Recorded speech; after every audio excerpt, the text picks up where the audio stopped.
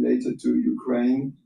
You know that in these hours, the 27 head of states meet in Brussels with a bold agenda. And one of the points is to try to agree on this reparation plan for Ukraine. So the single question is, are you confident that they will succeed to find a solution? And the second one is, earlier this month, yes, ECB said we cannot provide a backstop for, to use the frozen Russian assets to finance Ukraine. Simple reason, it would likely breach the treaty, prohibiting monetary financing is the other point. But in these several times, shouldn't the overriding interest of the people of Ukraine to have the right to rebuild their country and live in peace not come above all kind of purely factual legal considerations? And as you said before, for the case of Mrs. Schnabel, would it be possible to maybe look at it again if the question is again raised? Because there is overriding interests of the people of Ukraine that may be above pure legal considerations. So I would like to have your point on this. Well, thank you for your question. Your first question, there is work going on at the moment. Again, it's not our remit, it's for the leaders to decide. And given the importance of the matter, given what is at stake, I am fully confident that they will find a solution. It might be in the usual European way, going in circles and being time-consuming and giving rise to a lot of speculation as to whether it will work, it will not work, there will be one camp or the other. But I'm confident that they will find a solution, because it's too important. We are an area of the world which praise itself for respecting the rule of law. And this is one of the characteristics of our democracy. The leaders will decide, okay? And I'm sure that there are solutions that can be debated and discussed, and there are constructions that can be elaborated. But it is not for the central bank to actually encourage or support a mechanism under which we would be called upon and scheduled to breach Article 123 of the treaty. This is monetary financing is not allowed under the treaty. You cannot expect me to validate ex ante a mechanism under which. Hello, my name is Dr. Paul Cottrell. We are live streaming on Rumble, YouTube, my website, the-studio-reykjavik.com, and simulcasting on X Spaces. Thank you for joining. This is an interactive show. If you have a question, type it in the chat, or you can ask for the mic on X Spaces. Please follow me on YouTube, Brighteon, Bitchute, and Rumble. All these videos are for free. If you pay attention, you'll learn about how to protect your health, your wealth, and you get a bit of my interpretation of what is going on in current news, what's going on in international policy. So thank you for joining. I greatly appreciate it. All these videos are for free. Please help support the work that I do. You can donate on my website through Stripe, PayPal, or Buy Me a Coffee right on the homepage. It's really easy. You can be a paid member to my Patreon or Substack channel.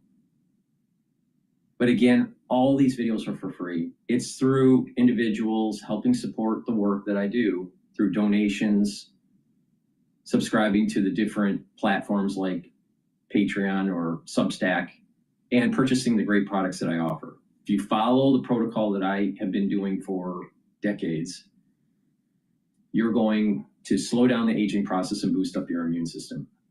So thank you for joining. I greatly appreciate it. We're going to go over a lot of the news, but primarily Trump's speech, what's going on with Brown, maybe any new information about the MIT professor that was murdered, go over the inflation data that came out today, and the markets. Now, the markets have opened up, so let's take a look at what's going on there.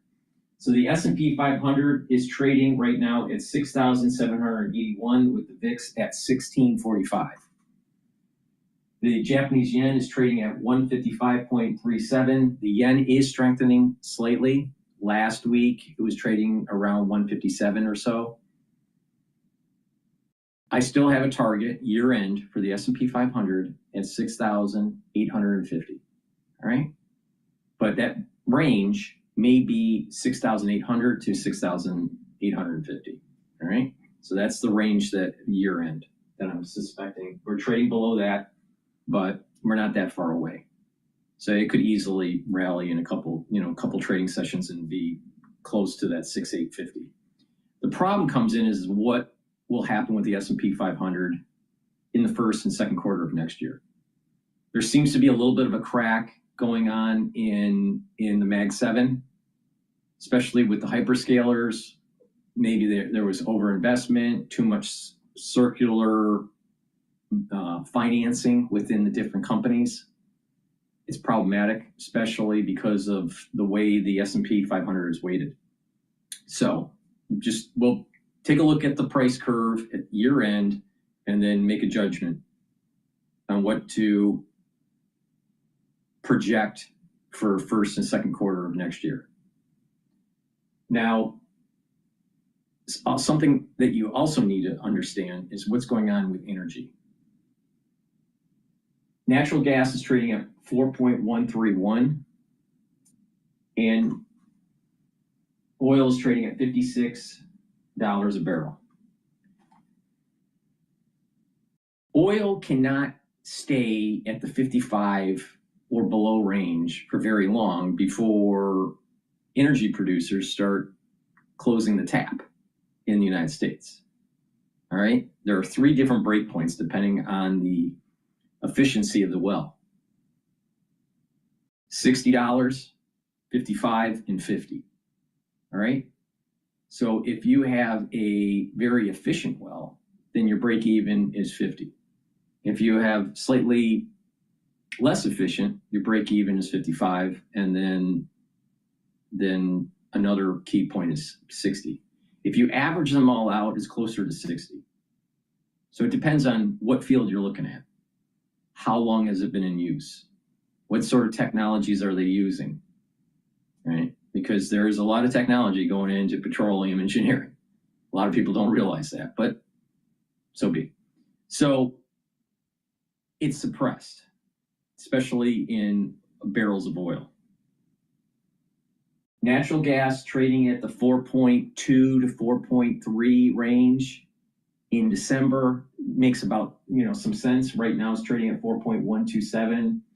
Pre-session it was trading at 4.2. I'm longing natural gas, all right, in the futures market. I'm also longing oil. Now, for WTI. My thesis here is one, we're in the winter season, so natural gas is going to be more expensive. Feedstocks for electric power primarily are coal and natural gas. That's going to be generating the power that is needed for the AI servers. In addition, we're going to probably strike Venezuela soon here. I'm surprised that we haven't did our major strike on Venezuela already. But when it does happen, I suspect that there's going to be a surge in energy futures. Most of the surge is going to be in crude oil, not so much in natural gas.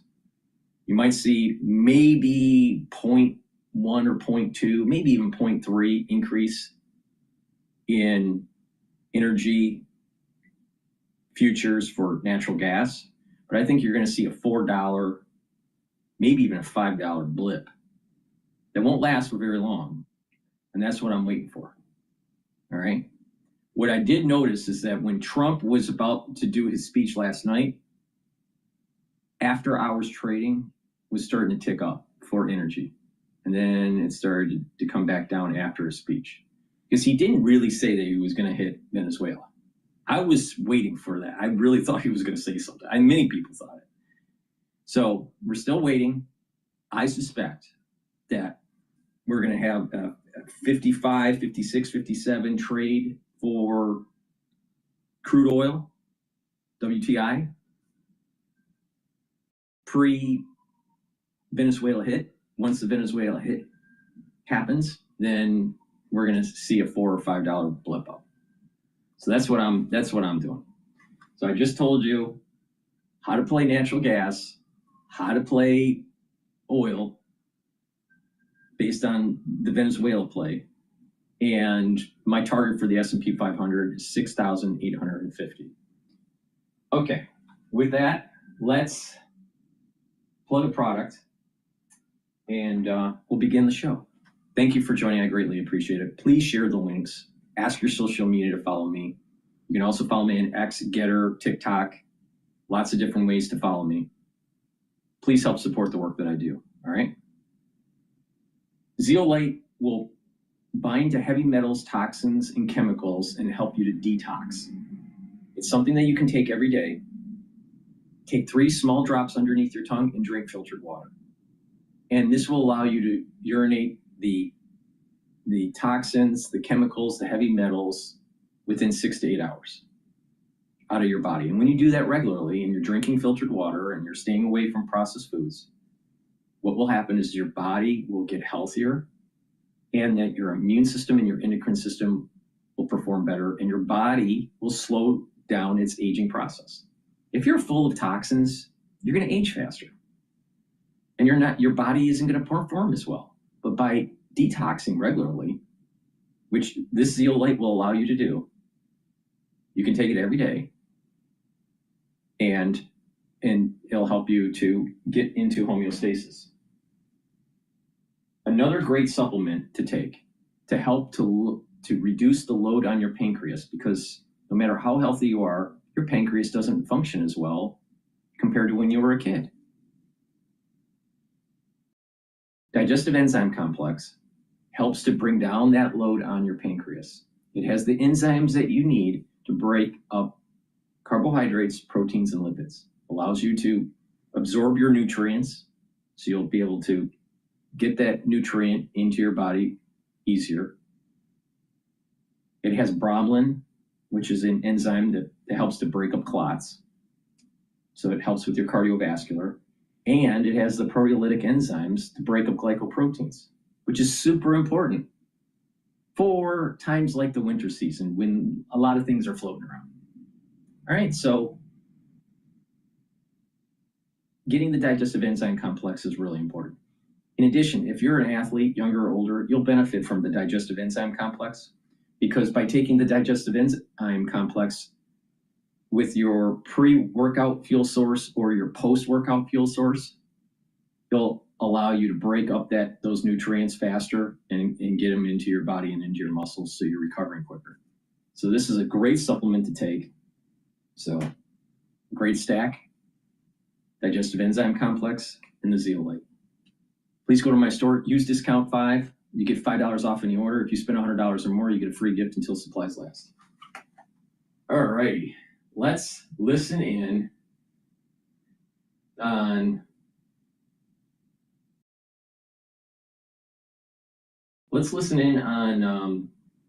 the Brown University right now.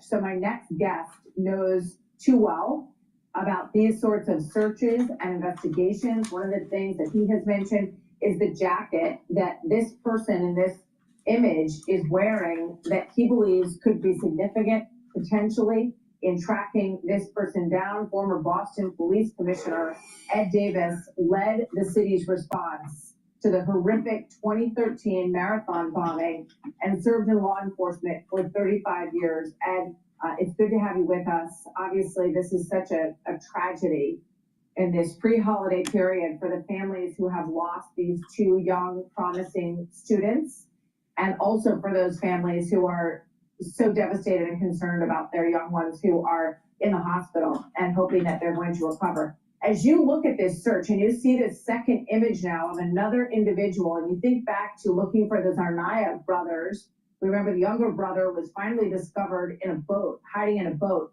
What are you thinking about as you watch this case unfold, Ed?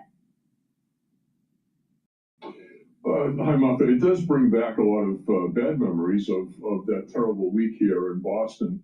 You know, this new photograph that's come out could be a photograph of a witness. It could be a photograph of an accomplice. It's hard to tell exactly by looking at it.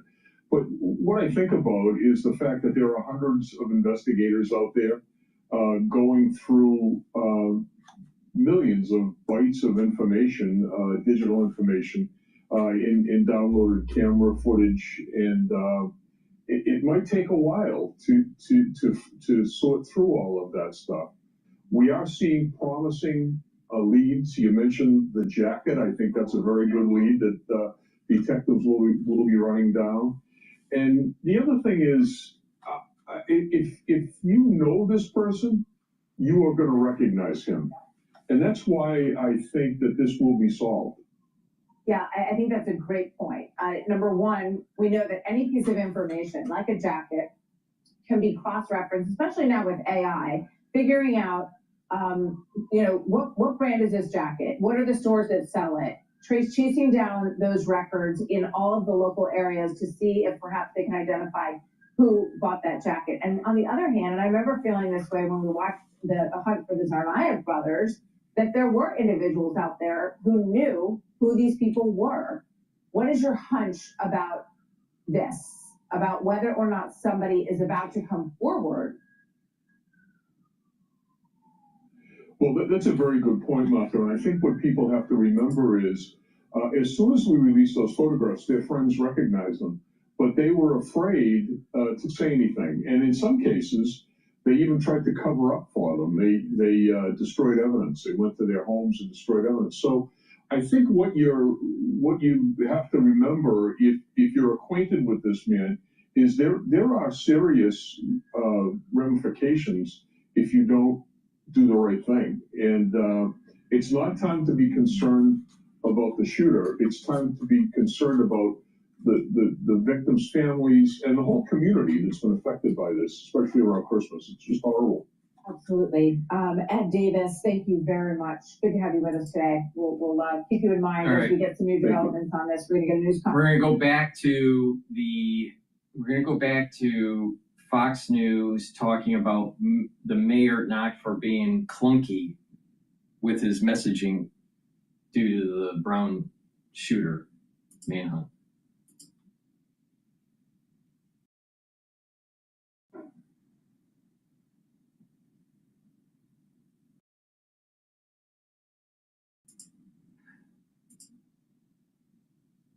I have a Fox News alert for you. The Brown University shooter is still at large as the manhunt continues. Rhode Island's Attorney General says investigators are not discouraged, though. There's an enormous amount of energy for people who have been working as hard as they have been. I'm really quite impressed by that, frankly. And there's no discouragement among people who understand that not every case is a case that can be solved quickly. In my view, they get solved. It's just a matter of time. In this case, we'll get solved too. So police are now looking for a second person, someone, quote, who was in proximity of the person of interest. They're trying to track down. Retired FBI Supervisor Agent James Gagliano joins us now. James, you know this job very well. The police does this sometime when they're looking for someone. They haven't been able to reach them, but they feel like there is someone else that was close by that could shed more light on that person. Where do they go from here once they identify this person? Well, Lawrence, I think it's two different things. One is the investigation, and people are rightfully concerned about how long it's taking. However, we're just going into day 5 here. This is not an anomaly. Investigations take time. I think what we're used to in the past is with mass shootings, most of the time these people either want to die in the process of it or they remain where the shooting takes place. This person was able to get away on a tiny campus that is a quarter square mile by a quarter square mile. It's a postage stamp on a university with an $8 billion endowment and 800 plus security cameras. I think it's mixed messaging. I listened this morning to the interview with the mayor of Providence. And Lawrence, I can say this as a recovering politician and a former mayor. I thought the messaging was wrong, clunky, and indirect. The person of interest is not necessarily a suspect. That's right. They can also be a witness. That's so true, James. And speaking to that concern, because I've been consistent, there's some concerns with the politicians, but I know the cops, the rank and file, they're going to catch this person because that's what you do. The mayor said this, and I want to get your reaction to this because I assume you have the same suspicion. Let's play it. We will certainly be doing a review to think about where we might need additional camera footage, but we do have a network of technology, including things like flock license plate readers, which are aiding in this investigation. And the men and women of this police department are now going door to door because many of the residences have cameras, which is partially one of the reasons why it's taking so long, because we have to go door to door, but also why we're continuing to generate good new video, because we're looking through people's Ring cameras. We're asking them to review their Tesla footage. James, I hope this was just a politician talk and not understanding police work, because when he said they're now going door to door, I mean, they should have already been going door to door. Yeah, the canvassing started immediately after you knew that there wasn't an immediate threat in the area. And Lawrence, here's a couple of takeaways. This case is going to be solved, and I'm saying it right here. They will catch this individual or individuals. It's going to be solved on forensic evidence and crowdsourcing, which is putting these videos out. The law enforcement officers have already put out that there's DNA potentially from the suspect. Now, where did that come from? Well, they said it was a 9mm handgun. If it's a revolver, they didn't get it off a shell casing because those don't get ejected. If it's a pistol, right, they have that. But they should put that out. And then the other thing, Lawrence, last point on this, let's get rid of face masks. Face masks were banned in the United States when the KKK was running it. We need to ban those because in this instance, it's making it difficult to make the identification. James, real quick, and I got to go. I'm only got about 30 seconds left, but I want to put up this imaging of the person of interest right there because it's 4 different camera frames. I think it would be helpful to let us know when they lose his tail, because I think it would show us where some of the evidence is from the public there. I know they're canvassing, but that last image that they have is at 4:06. We need to know where they lose them, because there could be more information there, right? Yeah, they built it out. They showed the grid square, the block, the grid squares where they have him on cameras. This is normal, Lawrence. They're doing this concentric circles. They start in the immediate proximity and they build outward. We should have more in the next day or so. All right, James. We appreciate you so much. Okay, I'm gonna play the local Fox New York news. Something big is happening in New York. Cardinal Dolan is retiring, and there's going to be a new archbishop. His name is Ronald Hicks from Chicago, I believe. So we're going to play this. This is pretty big in the whole Catholic scene in New York City. This is some big news here. But before we do that, please go to my store, the-studio-reykjavik.com, and get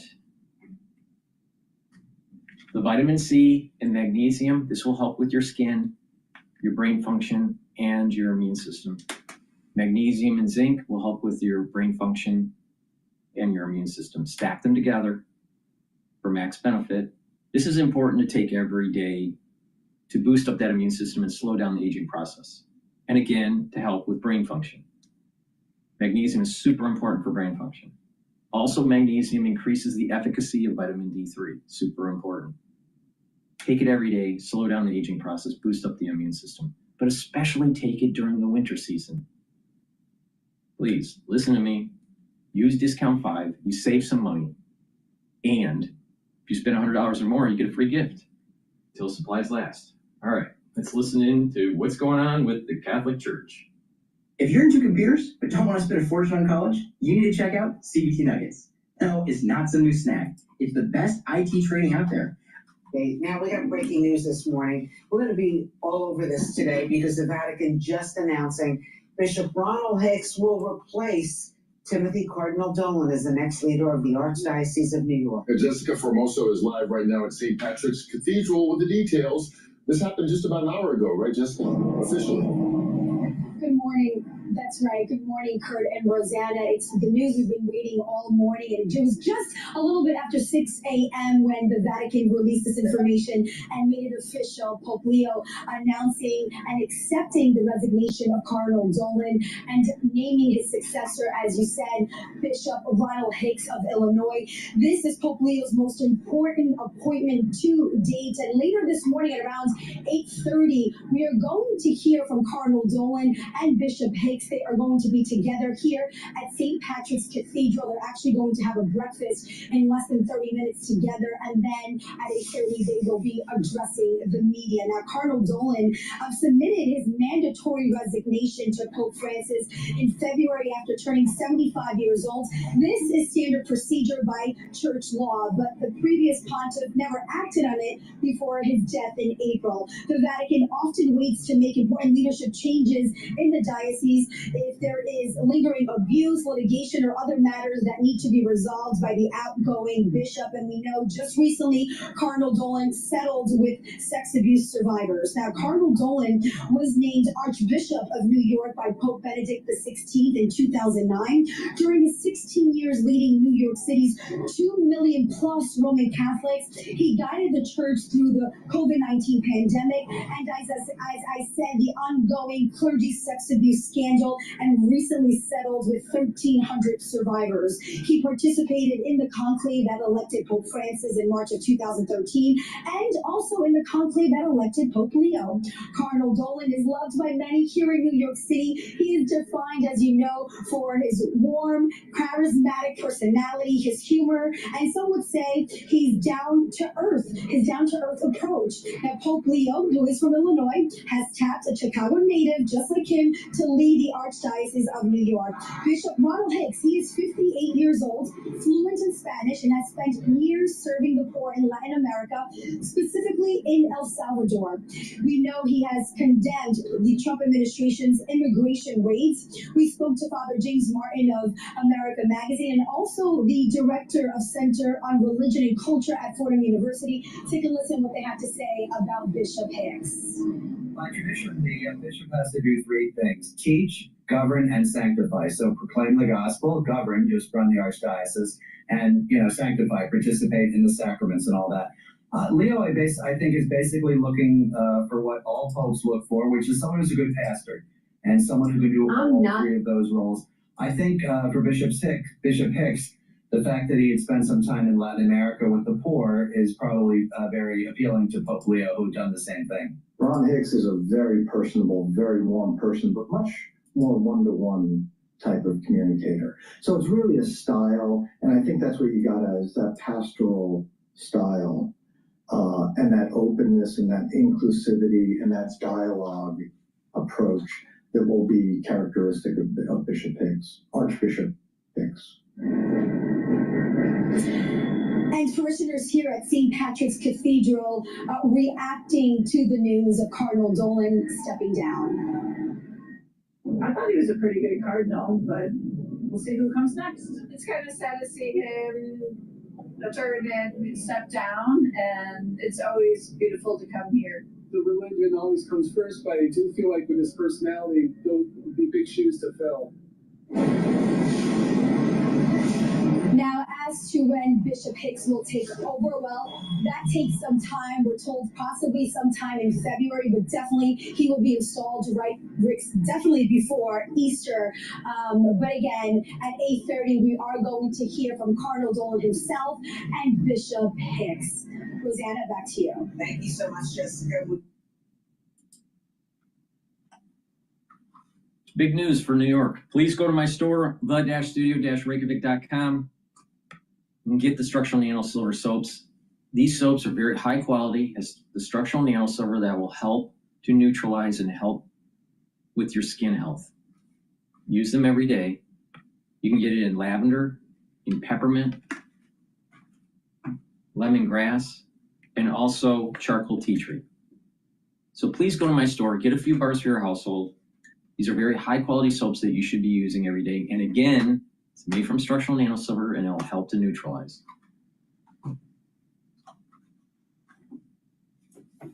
Another great supplement to take, especially if you're 40 years of age or older, is the vitamin B complex. Why? This will help to rev up your cellular metabolism so your cells perform better. The first 4 B vitamins will help the health of your mitochondria, help with the electron transport chain to produce ATP. When the electron transport chain and your mitochondria are healthier, you'll produce more energy. When you have more energy, the cells and the tissues will perform better. In addition, vitamin B complex will help to protect your neurons because it has vitamin B12. Take this every day. Make sure you drink it with filtered water. Please go to my store. Use discount 5 to save money. All caps, discount number 5. And if you spend $100 or more, you get a free gift until supplies last. You're going to need that free gift. Trust me. Okay, now let's listen into Inside Edition about, is there a connection between Brown University and the MIT professor? Now let's just think about this for a second. He was gunned down in his foyer in Brookline, Massachusetts. He has the largest laboratory at MIT in terms of number of people. It's heavily funded. He specialized in plasma and nuclear physics. What's the probability of him just randomly getting shot? Especially the day after what happened with Brown University. And it's only an hour drive away. So is it connected? Is there a coordinated hit on certain people? Is this like the 3-body problem in the series where you had a group of, you had in the series, it was an alien, but you had a group that was knocking out people that were doing research to try to slow down the technological progress of the human species. Now, I'm not saying that aliens did this, but the thing is that maybe this is orchestrated. If it is, then we're going to start seeing more of this happening across the country. If not, then it's more one-offs. But it couldn't be random. There's no way this could be random. He was targeted. Why? Who did it?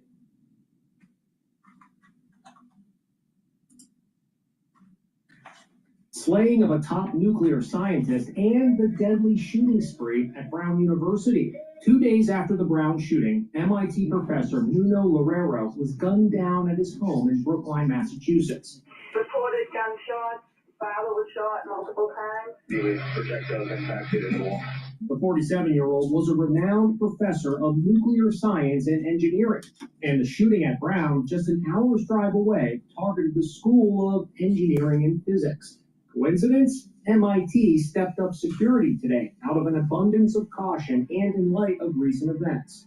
Is there any connection between the shootings? We have the deadly attack at Brown University, and now we have this. I spoke with Joseph Scott Morgan, professor of forensics at Jacksonville State University. Is this a crazy coincidence, or could this be some kind of connection? Right now, I got to tell you, man, they don't have a suspect zeroed in at this point. Nothing, and I mean nothing, is off the table. The FBI has not established a link between the two cases. There was a somber candlelight vigil outside his home last night. Meanwhile, police in Providence released these images showing a man who they say crossed paths with the suspect. They're asking for help identifying and speaking to the individual shown in these photos who is in proximity of the person of interest. And surveillance video is yielding other intriguing clues, including this gesture, clasping his hands behind his back. It would not surprise me at all to find out that this individual has some kind of back problem, maybe a hip problem, shoulder problem, and they hold their hands behind their back in order to kind of posture or kind of brace themselves. That stance with the arms behind the back sort of looks like the way maybe a professor stands as he or she walks around a classroom. Well, yeah, rather professorial, perhaps. I've been a professor for 20 years now. And yeah, I get from time to time, I may have stood that way, but I'm not walking up and down the street like this. All righty. There's not much, unfortunately, there's not much information about the MIT professor, which I find is a little odd. You know, most of the focus is on Brown University, probably because it was students that were attacked and 2 died. And not so many people care about, you know, a professor that gets killed in his foyer, especially if they're a nuclear engineer. I don't know. I just think that he was I think the MIT professor was targeted. Now the question is who targeted him? I don't know. All right. I want to go to a video here dealing with mental health problems. All right. This is by Rob Schneider. In the aftermath of Rob Reiner's murder.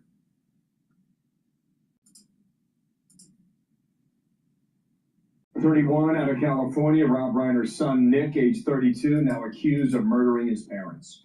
He's scheduled to appear in court today, facing the possibility of life without parole if convicted.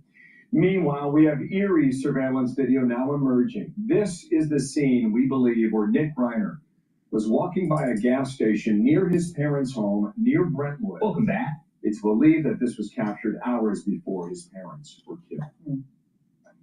And all of this is unfolding as the tributes keep pouring in for Rob Reiner and his wife, Michelle. Hollywood stars honoring and remembering their unforgettable legacy. And joining us now is actor Rob Schneider. It's so good to have you. And I thought maybe we could just start with where we were talking about in the commercial break about the impact of his work. Well, I mean, it's the toughest thing in show business is to get a movie made. And, I mean, and to try to get a movie that's great. I mean, how many people can say they made one? Here's this guy made 5 in 6 years. I mean, and he was able to do comedies and float and work with children, which is impossible. Mm-hmm. And then also to do comedies and then drama.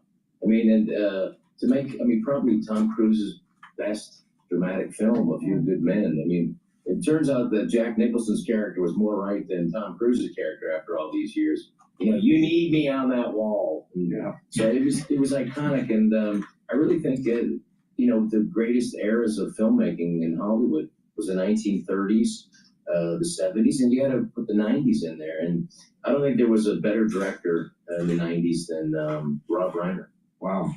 Strong statement. Here's a few of his films that you didn't mention. Spinal Tap, amazing. Yeah. Princess Bride. Stand By Me, so good. Harry Met Sally, Misery, don't overlook that one. He also was able to do horror as well. Right. Rob, what I'm saying, he launched career, right? He launched careers. That was the thing about it. Like he would, you know, whether it was Kathy Bates, and he just changed. Yeah, great. What I want to say, Rob, is this. Okay, he made a film with his son. All right, his son fought addiction for at least 15 years, based on what we're seeing. The movie's called Being Charlie, 2016. This is popping up in my feed all the time now, where he and his father went on an interview campaign to publish the movie, excuse me. His father consistently is trying to communicate with his son through this film because of the addiction. And I think when I watched that, I think Rob Reiner thought he was onto something at that point to help cure his son. And I see the hope that he had and the comments that he gives in answering these questions. You know, addicts are a different breed. First of all, most of these people, once they become addicted to something, they'll never get out of it. They may have long periods of time of being clean and sober, and then eventually they relapse. So usually what happens is once their brain is rewired because of their addiction, you can't rewire it. You can't get back to baseline. All right, so it's a problem for the rest of their life. That's one issue. But there's a psychological thing that's going on.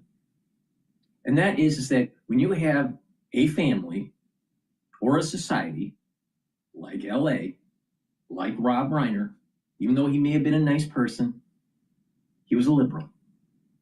And liberals have these, a liberal mentality that anything goes.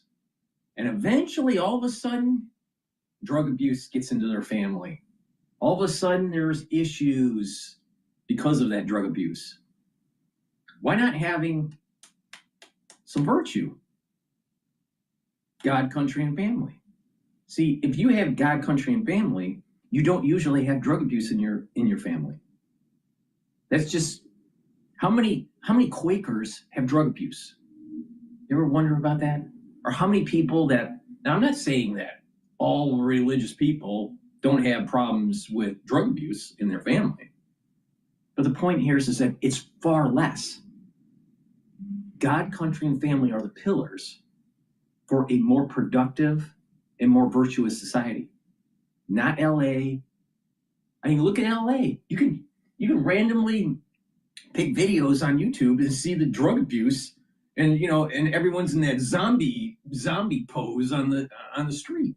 See it all the time in New York.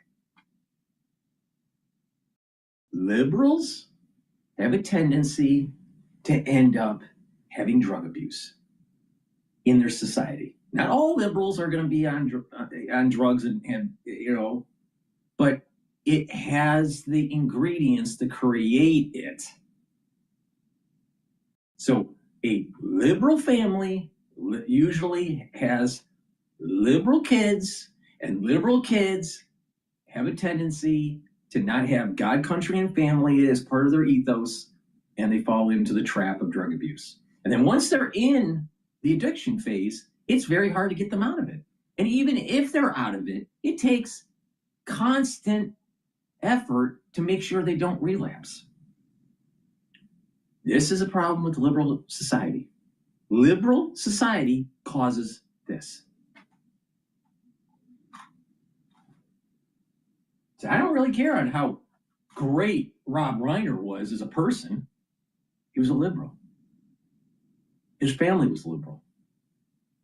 And the sad thing, the sad thing is that when you start looking at like Hollywood, a lot of it is run by liberal Jews. And liberal Jews pushed LGBTQ, LGBTQ, or whatever it is. Liberal Jews start pushing atheism. Liberal Jews started saying, oh, you know what? Porous borders are okay. Liberal Jews start saying, you know what? We can have, we can rewrite history and not really be too patriotic, and only focus on the bad of the United States. This is the problem here. And the liberal Jews have lost the affinity of what it meant to follow Torah law. Liberal Jews don't follow Torah law. They just don't. That's the definition of it. They don't come from a law-abiding group. So LA's problem is over a liberal mentality. California used to be a place where there was opportunity. And we're talking about the gold rush, right? And expansion of the Western frontier. And then all of a sudden, over time, San Francisco gets built up. LA gets built up, right? And you got the surfer dudes, and you got this, the land of the fruits and nuts, right? You got Hollywood. You got this fakeness. Just like what Rob Schneider said, it's hard to get a film made, to get financing, to get the people to buy in and get the investors. So you have to have a certain mentality. This is the part of the reason why LA hated Trump so much, because if you happen to be anywhere 1/100th of an affinity molecule in your body to Trump, you wouldn't get your film made. You wouldn't get work if you were an actor. You had to be anti-Trump. So there's groupthink. Rob Reiner, it's a shame that he had to die the way he did. But the thing is his kid ended up the way he did because of the family, because the way the family was with the way the family dynamic was, and the environment that they became wealthy in produced this fakeness of LA, this fakeness of California, this liberalism of California. Is it good for the society? No. 80,000 people, 50 to 80,000 people a year die from drug abuse in the United States. You can thank the liberals for that. And then they want to, legalize other drugs, which are usually gateways. And then you think that the society is going to be productive? No.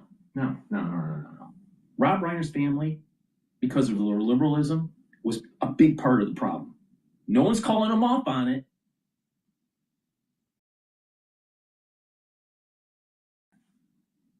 And Rob Reiner and his wife knew that. Well, Dr. Drew Pinsky, I mean, he knows much more about this than I do. But you're not... Dr. Drew, the psychiatrist. Psychiatry is in its infancy stage. It's like in the Middle Ages in terms of how they understand the brain. It's not a science. It's almost like a pseudoscience. They have no idea on how the brain works, and they're using all these psychotropic drugs that are causing even more problems. So Dr. Drew is part of the problem. Part of the problem. In terms of psychiatric care is in its infancy stage and on the body of knowledge and what's true. They don't even know. Psychiatric medicine is bullshit. It's bullshit medicine. Now, it's even more bullshit with psychology. Now, Dr. Drew also has another problem. He's a celebrity doc. He would rather talk in a microphone than actually help patients. And don't forget, he was really slow to understand what was going on in 2020. Really slow. That's because he didn't understand the immune system. He didn't understand virology. He didn't understand the nefarious aspects of the military-industrial complex.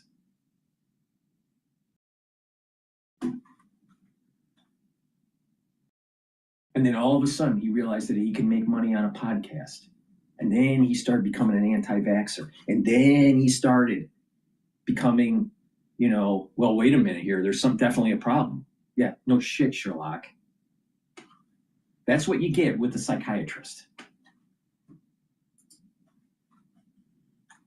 Son, that you know your family member, but it's not the family member you're dealing with, it's the disease. And we have a gigantic mental health problem in the United States. And that gigantic mental health problem, it starts with understanding the foundation.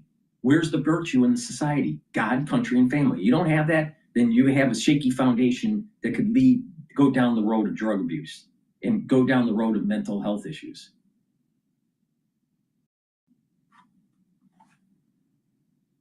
And if you put up on a pedestal a society of fakeness, like LA, like Hollywood, and at the Oscars just clap, oh, you're such a great person. Really? What actor or actress is a great person? Now, there may be very few, like maybe 1% of the pool. But 99% of them are asses, are self-centered.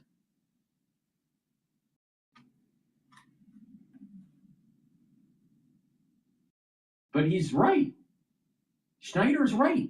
There is a gigantic mental health issue in the United States. But do you think that the mental health issue is going to get better if you legalize all these drugs? If you overprescribe nootropics? Dr. Drew? Do you think that, Dr. Drew, I'm talking to you, Dr. Drew, do you think that the mental health crisis is going to improve with your pseudoscience called psychiatry?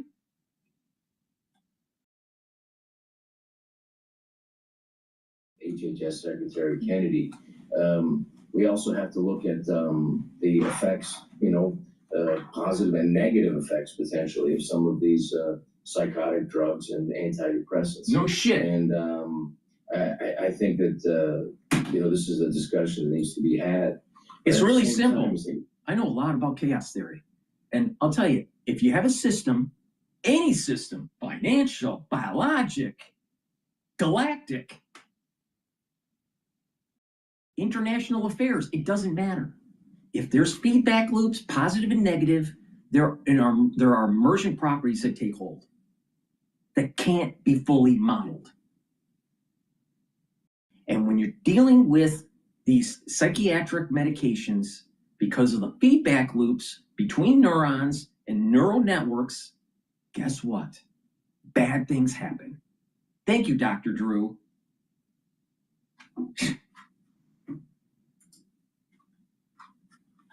Now, I think we really need to focus on honoring a man who gave so much to Hollywood and who loved comedians. I mean, he hired like Kevin Pollak was probably one of the best comic actors we have. And my buddy John Lovitz.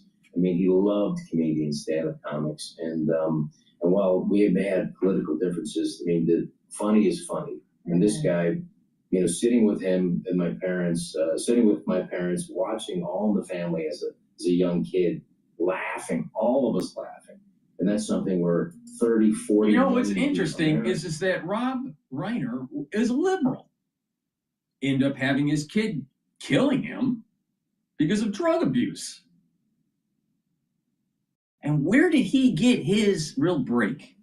On All in the Family, where you have this one, I think it's Chicago. I think the setting's in Chicago. And you had Archie Bunker, who's like a racist, blue-collar worker, right? Sitting in a chair and complaining about the whole world. Sounds like most of America, all right? And his son-in-law is Meathead, played by Rob Reiner, right? This is playing in the 70s. I remember watching this, actually, as a kid. It was pretty funny, but the thing is, what was the problem with Meathead? He was a liberal, and I believe in the show the Meathead and his wife ends up moving to California, I think it was. But the point here is that liberal. He was a liberal in the show, and you had Archie Bunker being that conservative person, common sense, hardworking American, complaining about what was going on in the world.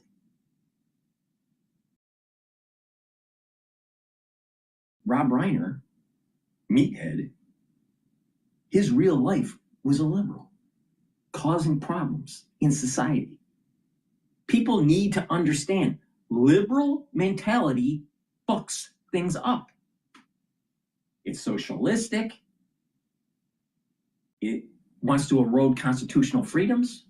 The very foundation of our Constitution is from John Locke and the Enlightenment, with the life, liberty, and property. But liberals want to take away your property rights. Look at what's going on in New York with Mondani. So Rob Reiner is part of the problem. He wanted to erode your life, liberty, and property. He wanted to erode the Enlightenment. Now let me understand this. Do I think that John Locke was a little bit smarter of where society should go, or some dipshit from LA?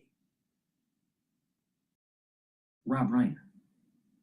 I would think John Locke has a little bit more to say.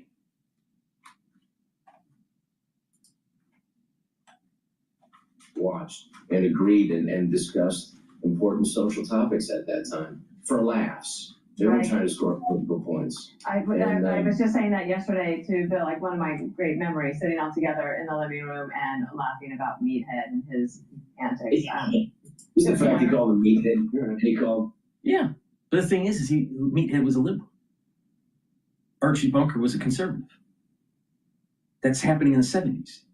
Fast forward to 2025, what happens? Rob Reiner is a liberal, and his kid with drug abuse issues ends up killing his parents. Do you think a liberal family is a good idea? I don't think so. Especially in LA. Now let's think about this. Rob Reiner was a very successful individual in terms of monetary success.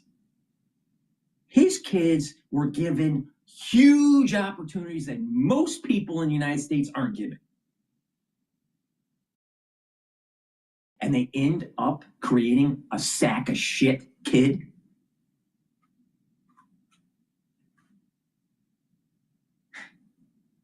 Maybe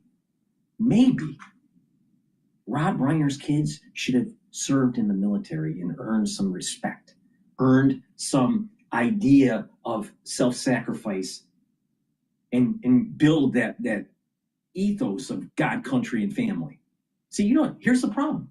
We got a bunch of liberals living high on the hog, given lots of opportunity, and they think that they are too good to serve the military. They're too good to actually do something over and beyond themselves.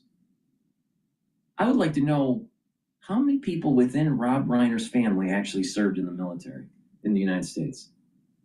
I don't know the answer, but I suspect very little. Very little.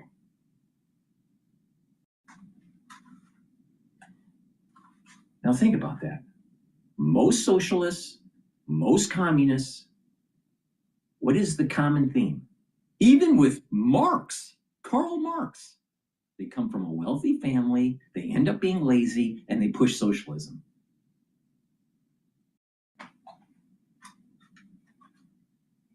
Even Karl Marx came from the bourgeoisie and was too lazy to work.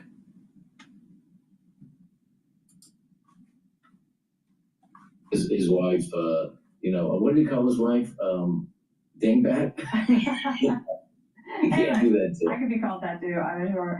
Rob, thank you for sharing this morning. We appreciate you, That's and we'll keep everyone updated on the court appearances. Here's the sad thing about Fox. They should have been pushing back and saying, you know what, Rob Reiner was a successful guy, but the thing is he wasn't a success for his family. His liberal policies led to literally the destruction of their family. That's a fact. And oh, by the way, Dr. Drew is still a dipshit.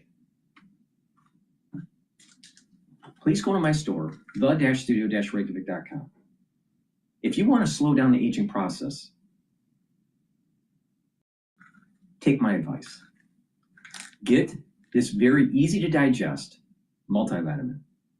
This multivitamin has the multivitamins you need for proper enzymatic activity so your cells perform properly. When your cells perform properly, voila, your organ systems perform properly. And also take the probiotic. You can get the veggie cap version or the powdered version. By taking a good probiotic, you're improving your gut biome. You're allowing for your nutrients to digest properly and you can absorb your nutrients. You're improving your brain function. You'll be able to sleep better. And when you sleep better, you're detoxifying your central nervous system. You are consolidating memory. You're going to be well rested. In addition, with a good gut biome, you're also improving your skin health and you're improving your metabolism. Please go to my store and get the probiotic. Good health starts at the gut. And don't follow Dr. Drew, the celebrity doc. Get the probiotic and the multivitamin. Please go to my store, the-studio-reykjavik.com. All right. Let's take a look. I want to listen into Live Now. They published this a few minutes ago about the MIT professor. Maybe there's an update here. Here on Live Now from Fox, and I do want to get you right back into the headlines here. Police are remaining fairly tight-lipped after an MIT professor was gunned down at home earlier in the week. Nuno Loureiro, a physicist and fusion scientist, killed Monday night at his apartment in Brookline, Massachusetts, outside of Boston. As the investigation continues into his death, there are a lot of questions. So I do want to bring in Sam Mintz, editor at Brookline.News. Thank you so much for taking the time to be here with us today. Thanks for having me. Of course. And first off, I do want to start here at the beginning. Can you break down for me what we know so far about this MIT professor who was killed? Yeah, we don't know much. Police, like you said, police are being very tight-lipped. They're not giving out any details of the investigation. They say that's to preserve the integrity of the investigation. So this community here in Brookline is a bit shaken, is trying to understand what's going on.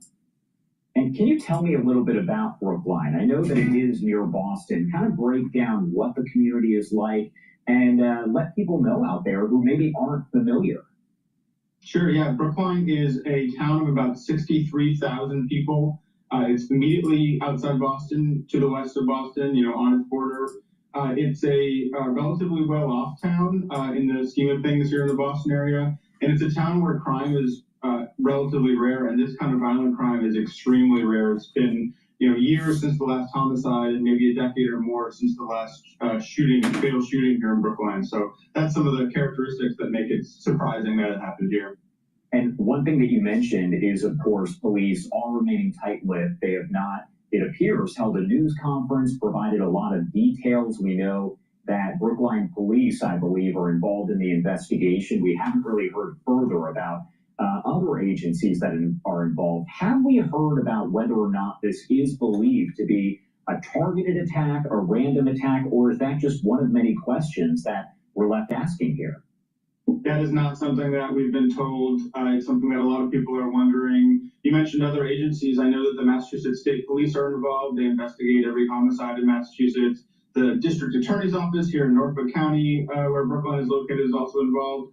And one interesting note is that the FBI has said it's offered help, but that so far the investigators looking into this have not taken up the FBI in their offer of help. So that's been reported in several news outlets, and it's something that adds an interesting dimension to this case. But yeah, no information yet given by investigators about whether this was targeted or random. And I think it does remain the big question for many people here in town who are wondering, what that means for their safety, for their neighborhood. Whether there's anyone they should be looking out for. And unfortunately, we simply don't have answers to those questions right now. And it's interesting because, as you mentioned there, the FBI asking if any resources are needed. And as of right now, the fact that they are not involved in this is just adding kind of that layer of mystery, as you said. Has MIT responded to any of this? Have we received a statement from them or anything that kind of breaks down a little bit more about Mr. Loureiro? Yeah, MIT has responded, I think, with, shock and horror and, to remember the legacy of this professor, someone who, ran a large center, one of the largest research centers at MIT. As its director, had a lot of researchers and students working under him. One of the largest research centers at MIT in nuclear plasma physics, and just randomly gets killed in his foyer? Yeah. This was definitely targeted. It's, we've heard from a lot of his colleagues who say, this is someone who is highly respected, who trained students, who had love for his work, who, helps people, understand the work he was doing. He was working on nuclear fusion, really high profile and kind of weird and mysterious, and not in a sinister way, but just in an interesting way, field of science with really big implications for clean energy. He was 47, considered a rising star in his field, even though that's not as young as you might think. But someone who here in Brookline made a big impact as well. He was a parent of 3 children, including in the public schools of Brookline. Someone who neighbors remembered as smart and interesting and personable. So definitely a loss for both of those communities.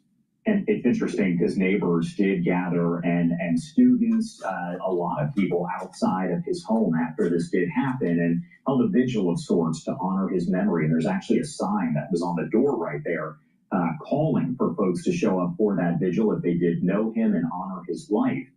What would you make of this flow of information from investigators compared to maybe a normal story that you would cover there? We're talking about a homicide, a case that is getting nationwide attention, especially right now. So what would you say about the flow of information to journalists compared to what you've seen in other cases? Yeah, again, the investigation.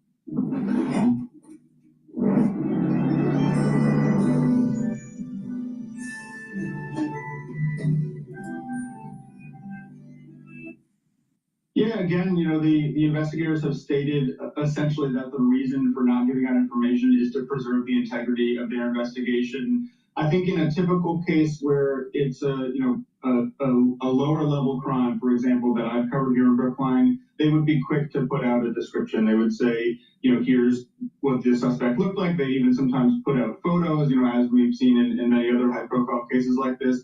I don't want to speculate on what exactly that means because I simply don't know. It could mean, I think, any number of things, but it's definitely unusual. And I think it's, has really surprised people here and confused them. And, I think like many of us here in Brookline, I hope that we'll have more information soon. And, I'll be calling the police department and the DA's office again today. And, whether they'll say more today, I can't speculate, but we're still waiting. Yeah, we'll definitely see how that plays out and if more information is released, if the FBI there does get involved. So many questions here. And I did want to ask you, Brookline police, if you think about it, people have expressed that they are concerned about this, as if you think about it, there's a chance there that a killer is on the loose. So what sort of message have police put out there to members of the community who are concerned?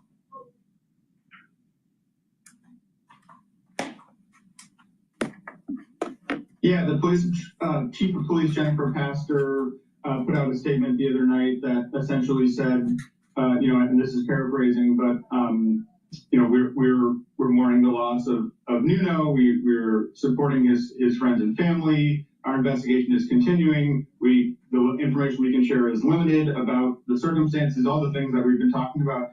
And I found it striking, as we've said, that it did not note whether or not there was any current danger to residents. I can't be more clear about that. They have not said whether or not there is any danger. They have not made the sort of typical reassuring statements that you might hear from police who often say there is no danger to the public, for example, as they're investigating a violent crime like this. They have not said anything like that. And again, not to speculate on what that means, not to speculate on whether or not there is in fact danger, but there hasn't been any sort of clarification on that, I think, pretty key question.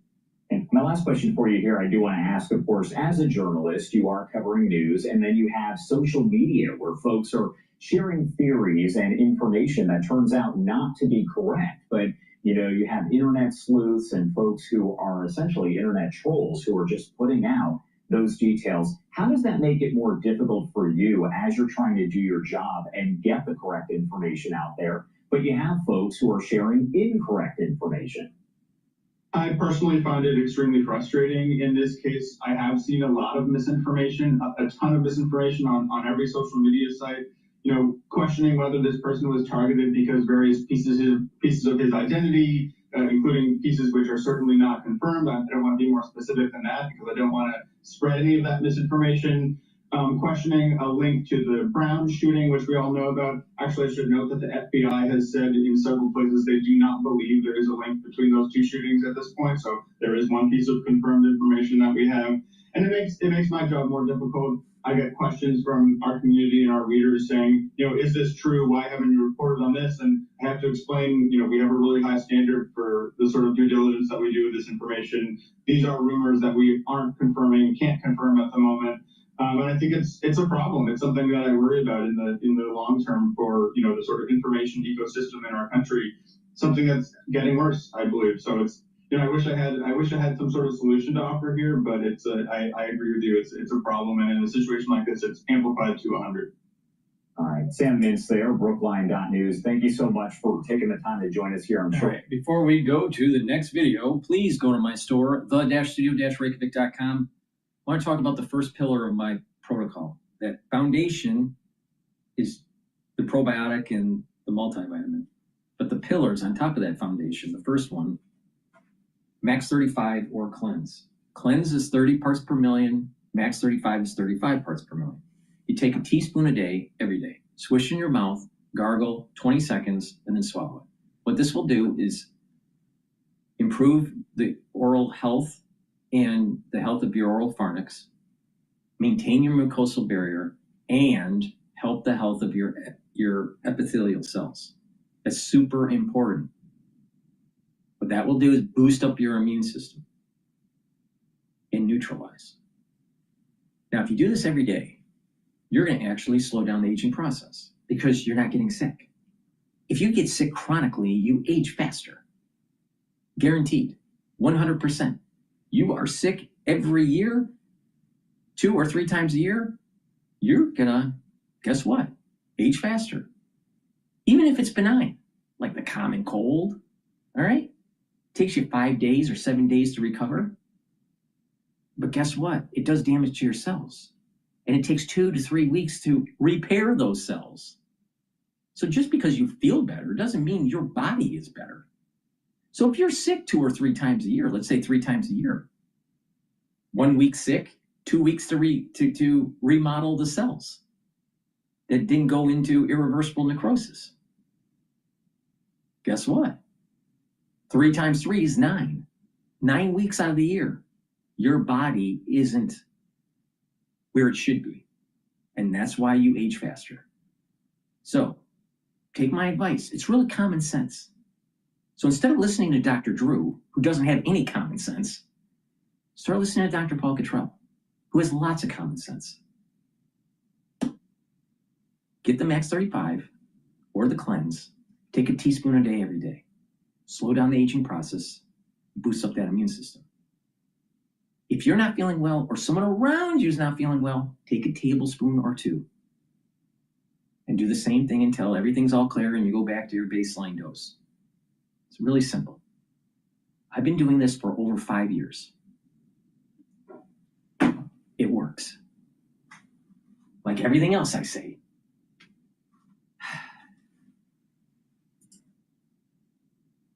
All right, let's listen into inflation numbers. Now they came in better than expected. So inflation is definitely going down.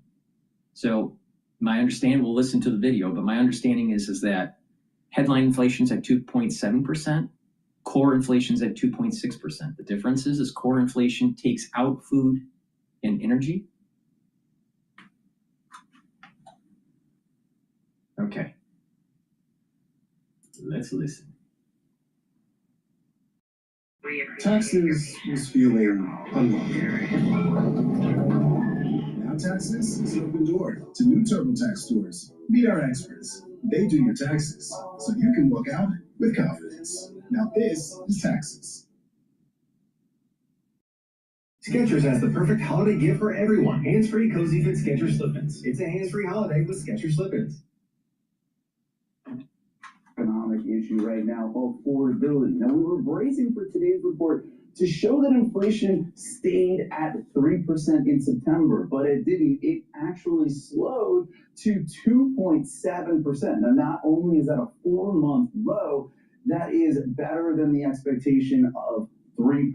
And when you look at the trend here, the left side of the screen here, this is last year. And you can see inflation really was coming down last summer. And then it actually bottomed in April at around 2.3%, right? That was really giving people some hopes that maybe we'd be back to that 2% goal that the Fed considers healthy. And then that's when the president rolled out his Liberation Day tariffs. And you can see how much inflation ticked up, in part because of those tariffs. The good news is that it is coming back down, at least based on today's number. First of all, I've been covering this for the whole year, all right? So I know this data set really well. First of all, he's not showing you data going farther back in the past, because inflation is cyclical. There's a cyclical aspect to it as it goes up and then comes down. It goes up and comes down. It doesn't. It's not monotonic. So there's waves. He's not showing you the other waves. So he truncated the data. That's one problem. April 1st was when he announced What did he announce? In 90 days, it's going to happen. April, because he announced it on April 2nd. So April, May, June. All right. And then it ticks up.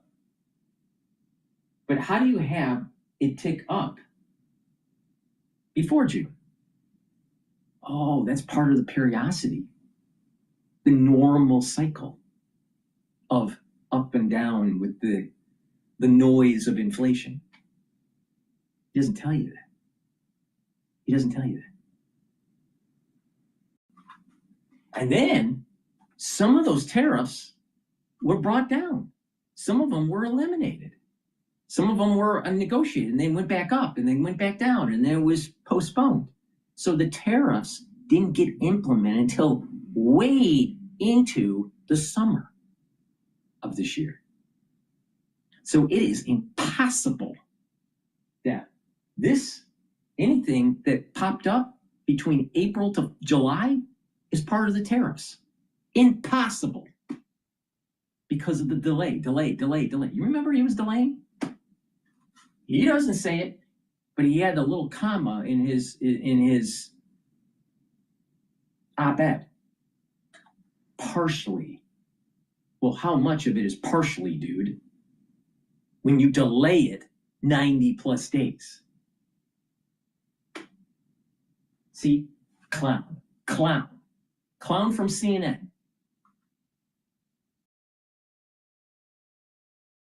And he won't admit that the poor policy by the Federal Reserve during the Biden administration led to the inflation that we have. And it takes a while for that inflation to start to harmonically dissipate.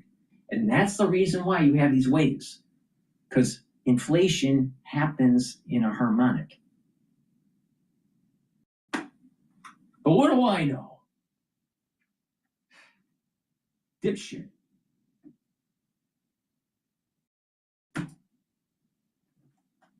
Now, we don't know what the inflation rate was in October. That's because the government shut down and messed with the collection of data. Just to remind everyone, though, the fact that the inflation rate has come down, it doesn't mean that prices are falling across the economy. It means they're still going up, just at a more gradual pace. Now, let's look at some of the things that got more expensive in November. I think the good news is that gasoline was only up by less than 1%. In fact, gas prices continue to fall this month. Groceries, another major point of frustration in recent years, grocery prices only up by 1.9%. So that's less than the overall rate of inflation.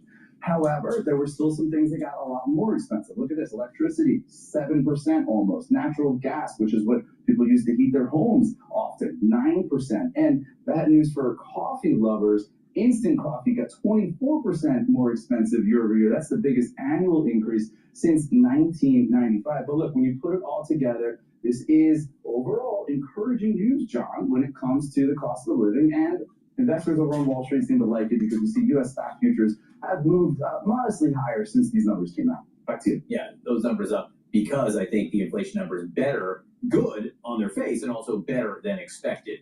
Right there. Although I will say, when you put up those prices for instant coffee, as someone who wakes up pretty early in the morning, my heart skipped a beat there. Switch to tea.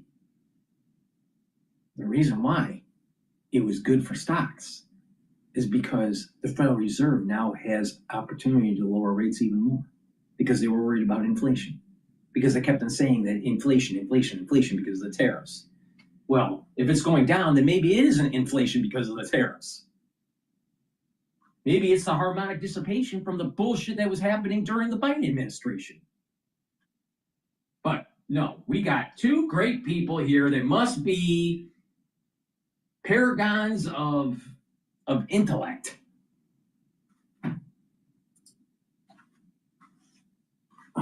Hopefully that's an anomaly. Matt Egan, thank you for this. We're going to keep talking about this throughout the show. But with us now, Congressman Gregory Meeks, a Democrat from New York. Congressman, nice to see you this morning. So this brand new inflation data just in shows it cooling off down to 2.7% from 3% in September.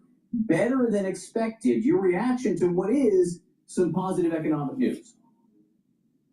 Well, look, here's what I'll say, that... Trump is never okay.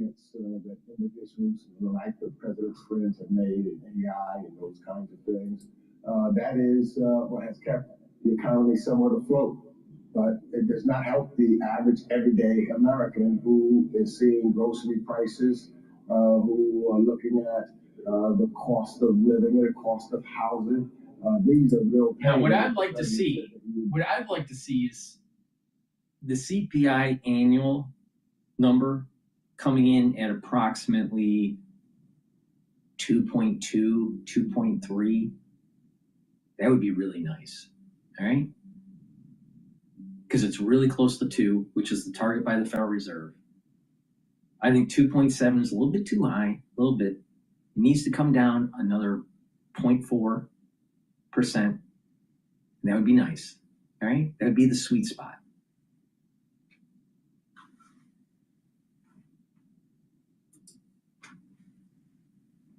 Fix on day one, and here we are about a year later, and it is getting worse as a result of his tariffs, actually, which is a tax to the American people. Well, but since September, just to be clear, we have... Yeah, but Trump also said that you're going to get a tax rebate, your tariff rebate. You're going to get the money back, clown. So the Americans, if he's correct, which he's not, all right, because tariffs don't 100% go into the price, the end price. Some of it's absorbed by the manufacturer, some of it's absorbed by the retailer, some of it's absorbed by the consumer. And depending on the type of product we're talking about, depends on what that mix is. On average, it's about a third. A third of the tariff actually translate to the consumer.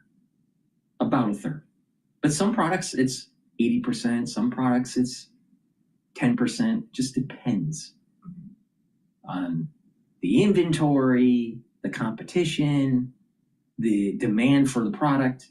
There's lots of variables involved. So to say it 100% goes into the end user's price is ridiculous. But we're getting a rebate back. So it washes it away. It neutralizes it. It neutralizes the effect. Does he bring that up? No, of course not. Because orange man is bad always, according to the Democratic Party.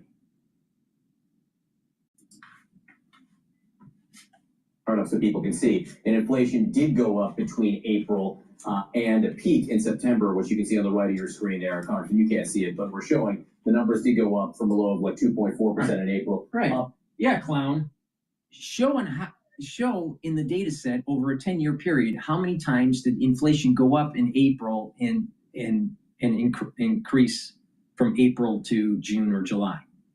Take a look at the larger data set, clown.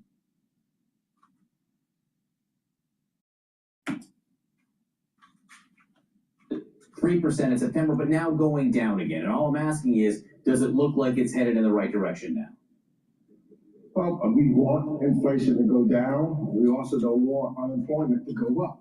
So if you look at, look at all of the statistics, you got to look at both. So we see that the number of jobs that were created was down. The unemployment rate for the first time has gone up higher than it's been in a number of years. So, when you're trying to look at this... He's right about that. Unemployment did go up. It's at, I think, 4.7% now. But more people are looking now. There were a lot of people on the sidelines before. So there's been a surge of people coming off of the sidelines and are now active looking for work. Now, question is why? Is it because of inflation, burning up their savings? Who knows? No one really knows why that's happening, but unemployment is ticking up. Now, I personally think that it has to do with AI, but, we need more time to find that out. But 2.7% CPI is pretty good. Because back in September and August, year end, CPI was projected to be 3.1. Wait a minute here. It said 2.7. 2.7. That's great.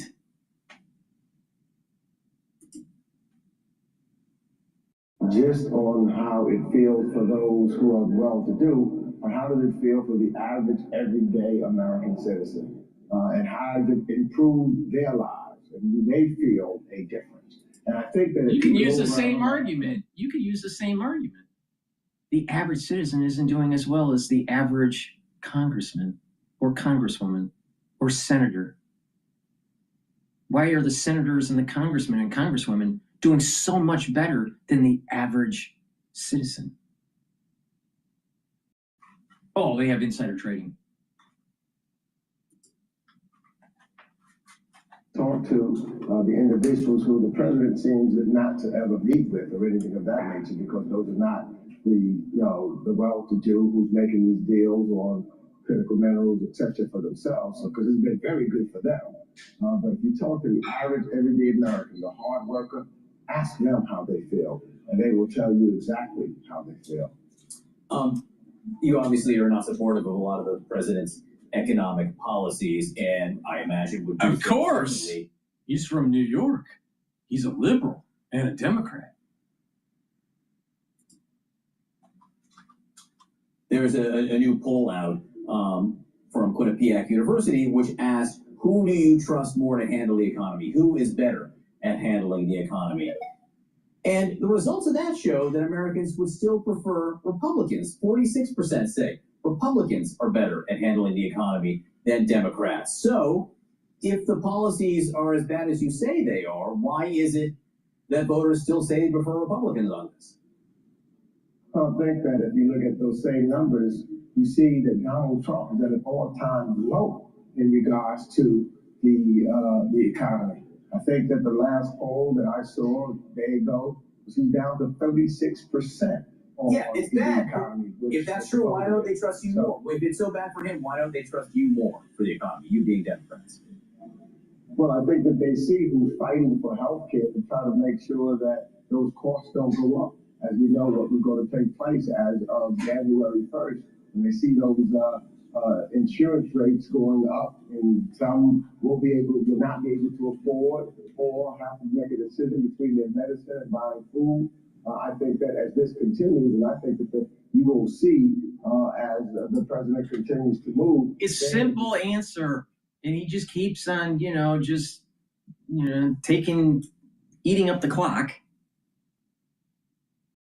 People believe that the Republican Party will run the economy better than the Democrats because the Democrats are Marxists. It's that simple. The Democrats keep on spending money that people don't have. And then we have to issue bonds and pay interest and end up having a higher debt to GDP ratio. And eventually, the country goes bankrupt. That's the Democratic Party right there. Not only are they fiscally bankrupt, they're philosophically bankrupt.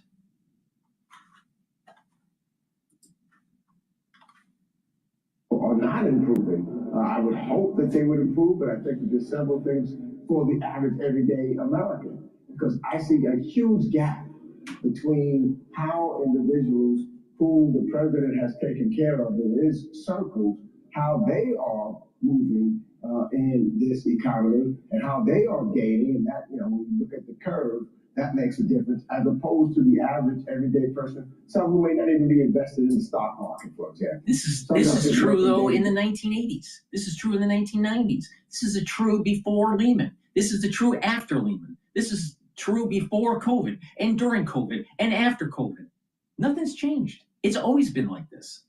It will never change. People that have money, that invest in assets that can appreciate, usually appreciate faster than a wage earner. It's that simple. So instead of whining about it, don't be so focused on being a wage earner and be more focused on saving and investing. And oh, by the way, so many people that are wage earners have invested in the stock market. through a 401k or an IRA or some sort of investment vehicle. So most of Americans that are working are somewhat plugged in to the wealth creation that is happening.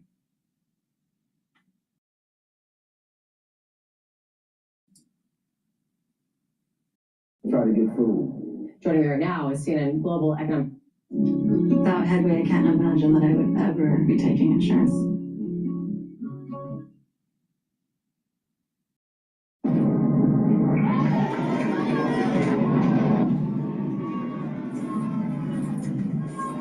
All right. And another thing.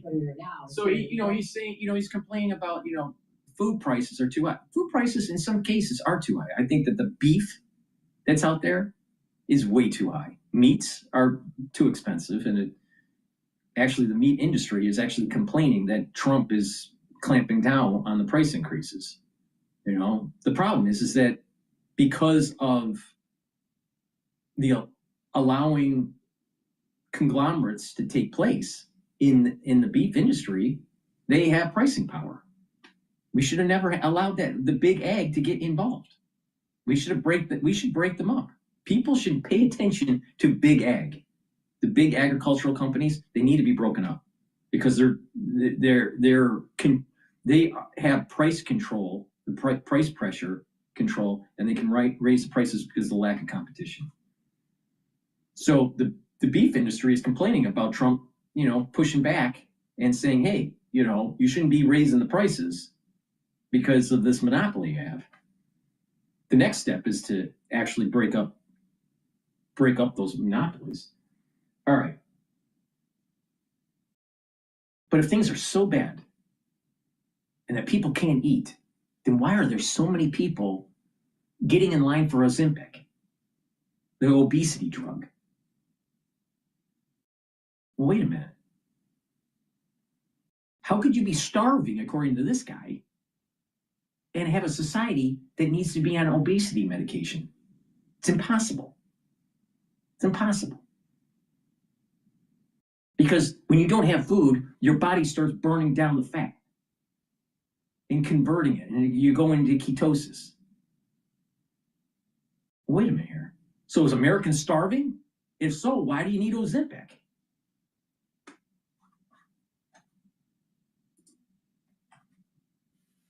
Economic analyst Rana Fruhar. It's good to see you, Rana. What is the story that this new read on inflation is telling you? It's getting better. Well, it's saying that things are slightly better.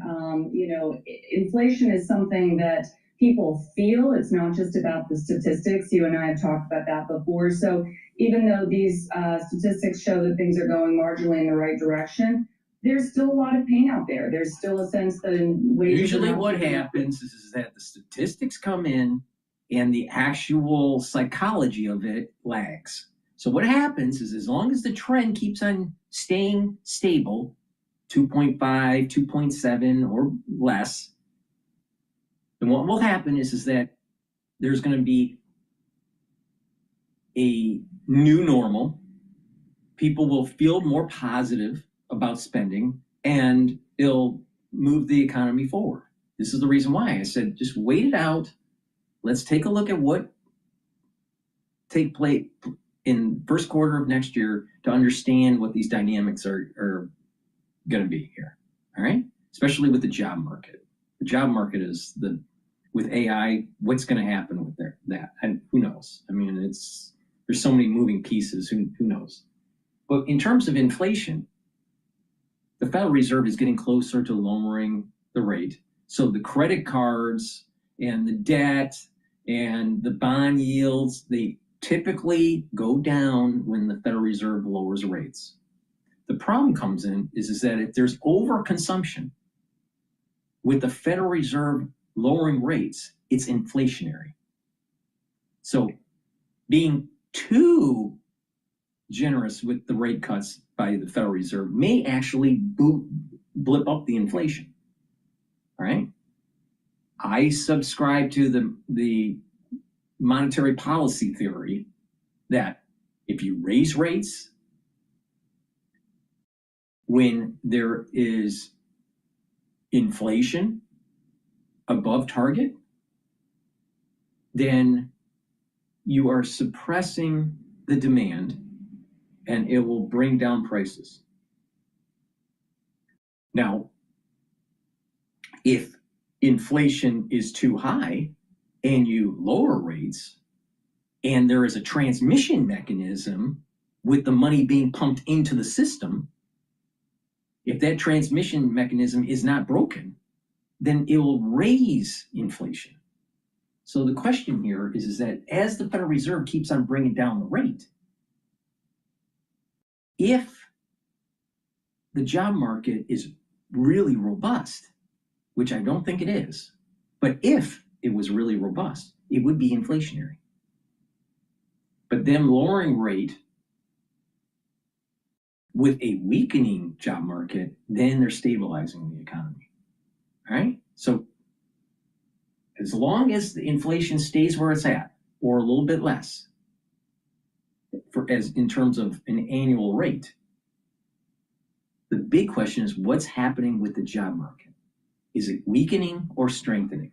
If it's strengthening, the Federal Reserve should not lower rates because it will be inflationary.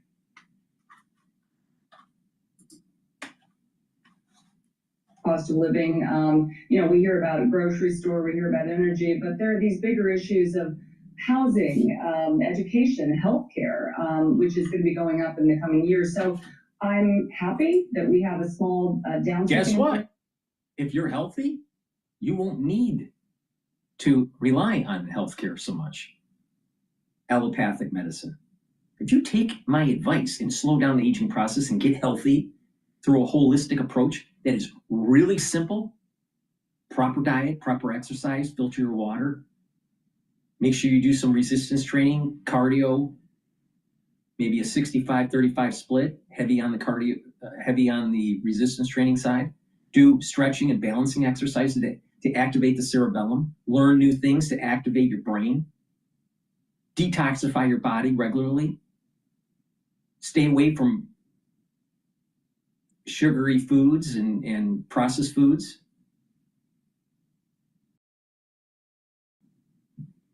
Learn and talk to people in the real world. When you do in proper supplementation, bringing down inflammation, soaking up free radicals, when you do these things on a regular basis, you get healthier. And guess what? You won't need a doctor. If the doctor's telling you, oh, by the way, you need to take a statin because your cholesterol's too high, there's ways to lower it without taking a statin. Oh, if a doctor's saying you're starting to have high blood pressure and we're going to have to put you on, beta blockers and all this stuff. Well, guess what? There's ways to actually declog your arteries. So if you just pay attention to what I'm saying, you won't need to be on a statin. You won't need to be on beta blockers. You won't need metformin. What are the diseases in the United States that are so common? Diabetes, heart disease, and cancer. But if you take control of your body, you will realize that you have the power to lower your actual health care by getting healthy. But if you're going to just sit on the couch and eat potato chips, don't be surprised that you have a cardiac arrest. The answer isn't, oh, we need more government intervention and subsidies for healthcare. No. What you need to do is learn on how to take care of your body. If you have a problem, unless it's an emergency, all right? In an emergency, it's different. Let's say you have a cardiac arrest and you need to go to a hospital, right? But let's just say you have osteoporosis. Do you really think that they're going to be able to help you? They can't. They can maybe treat it, but they can't reverse it. They don't know how. But if you've been paying attention to me, if you do light resistance training, taking turmeric, taking calcium, and and taking vitamin D3 and K2 over a 7 to 9 month period, and doing late resistance training on the bones that have the arthritis, or the joints that have the arthritis, you have an 80% chance of remodeling the bone. And you don't need to take all this bullshit medication that's toxic for you. Doctors aren't trained to actually fix the problem. And if you don't believe me, take a look at some ailment that you have when you go to the doctor. Are they really fixing it? Or are they just treating it? And I'm willing to bet 8 times out of 10, they're only just treating it and not fixing it.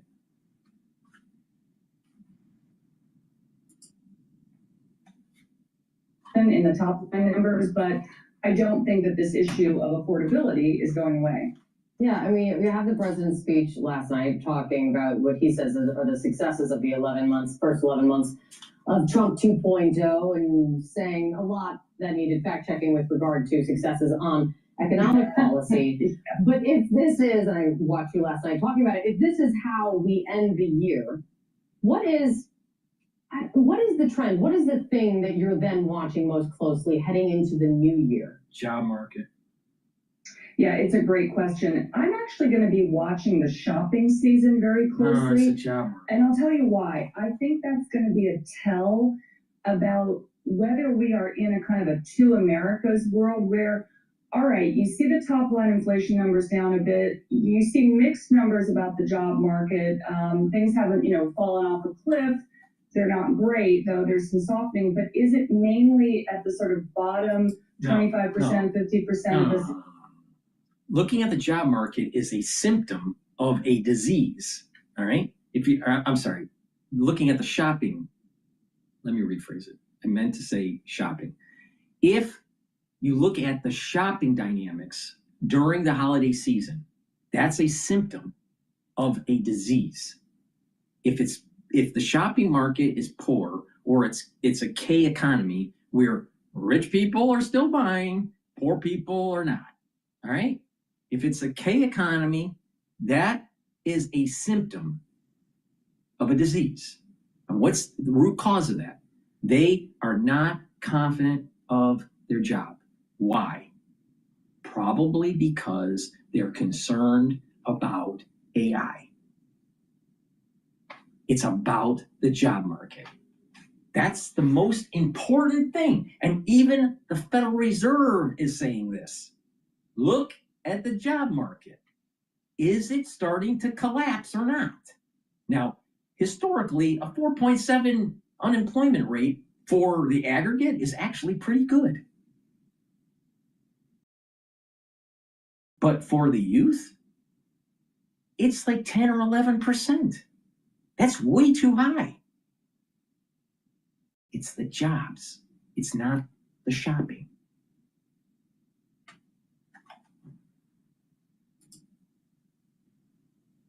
The economic spectrum, are people at the top doing fine? Are they spending? Where are people spending? How are they spending? I'll tell you right now, the rich are spending, but they're not buying stuff at Gucci and not buying stuff at Tiffany's. Or they're going down a level. They're going down in terms of cost of certain goods. Now, the ones that are on the bottom end of the K economy, they are either not buying or they have really curtailed their spending because they're already at the bottom. They can't trade down anymore.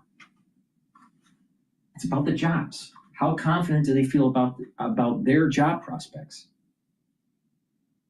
All right. Okay.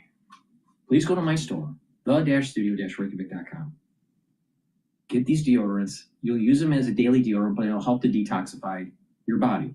You can't get a better deodorant. There's nothing out there. All right?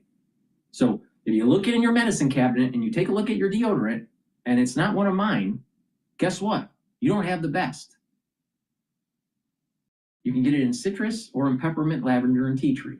It's made from essential oils from the Himalayas. I guarantee you that your deodorant isn't if you didn't buy it from my store or from Rainbow Herbals, right?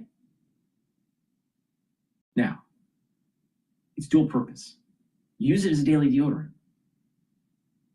but it also helps to detoxify your body. And by detoxifying your body daily, you're going to improve your immune system and your endocrine system, and you'll be healthier. I bet your deodorant doesn't make you healthier. So please go to my store, the-studio-reykjavik.com, take my advice, because I'm never wrong, and get the deodorants. And omega-3. Omega-3 will help your cardiovascular health. It'll help to bring down the LDL levels and increase your HDL levels. Bring down inflammation and reduce the over stickiness of your red blood cells and prevent overclotting. Omega-3 is super important for your cardiovascular health. You should be taking it every day, and I don't care what age you are. And guess what? In the United States, heart disease starts at age 15.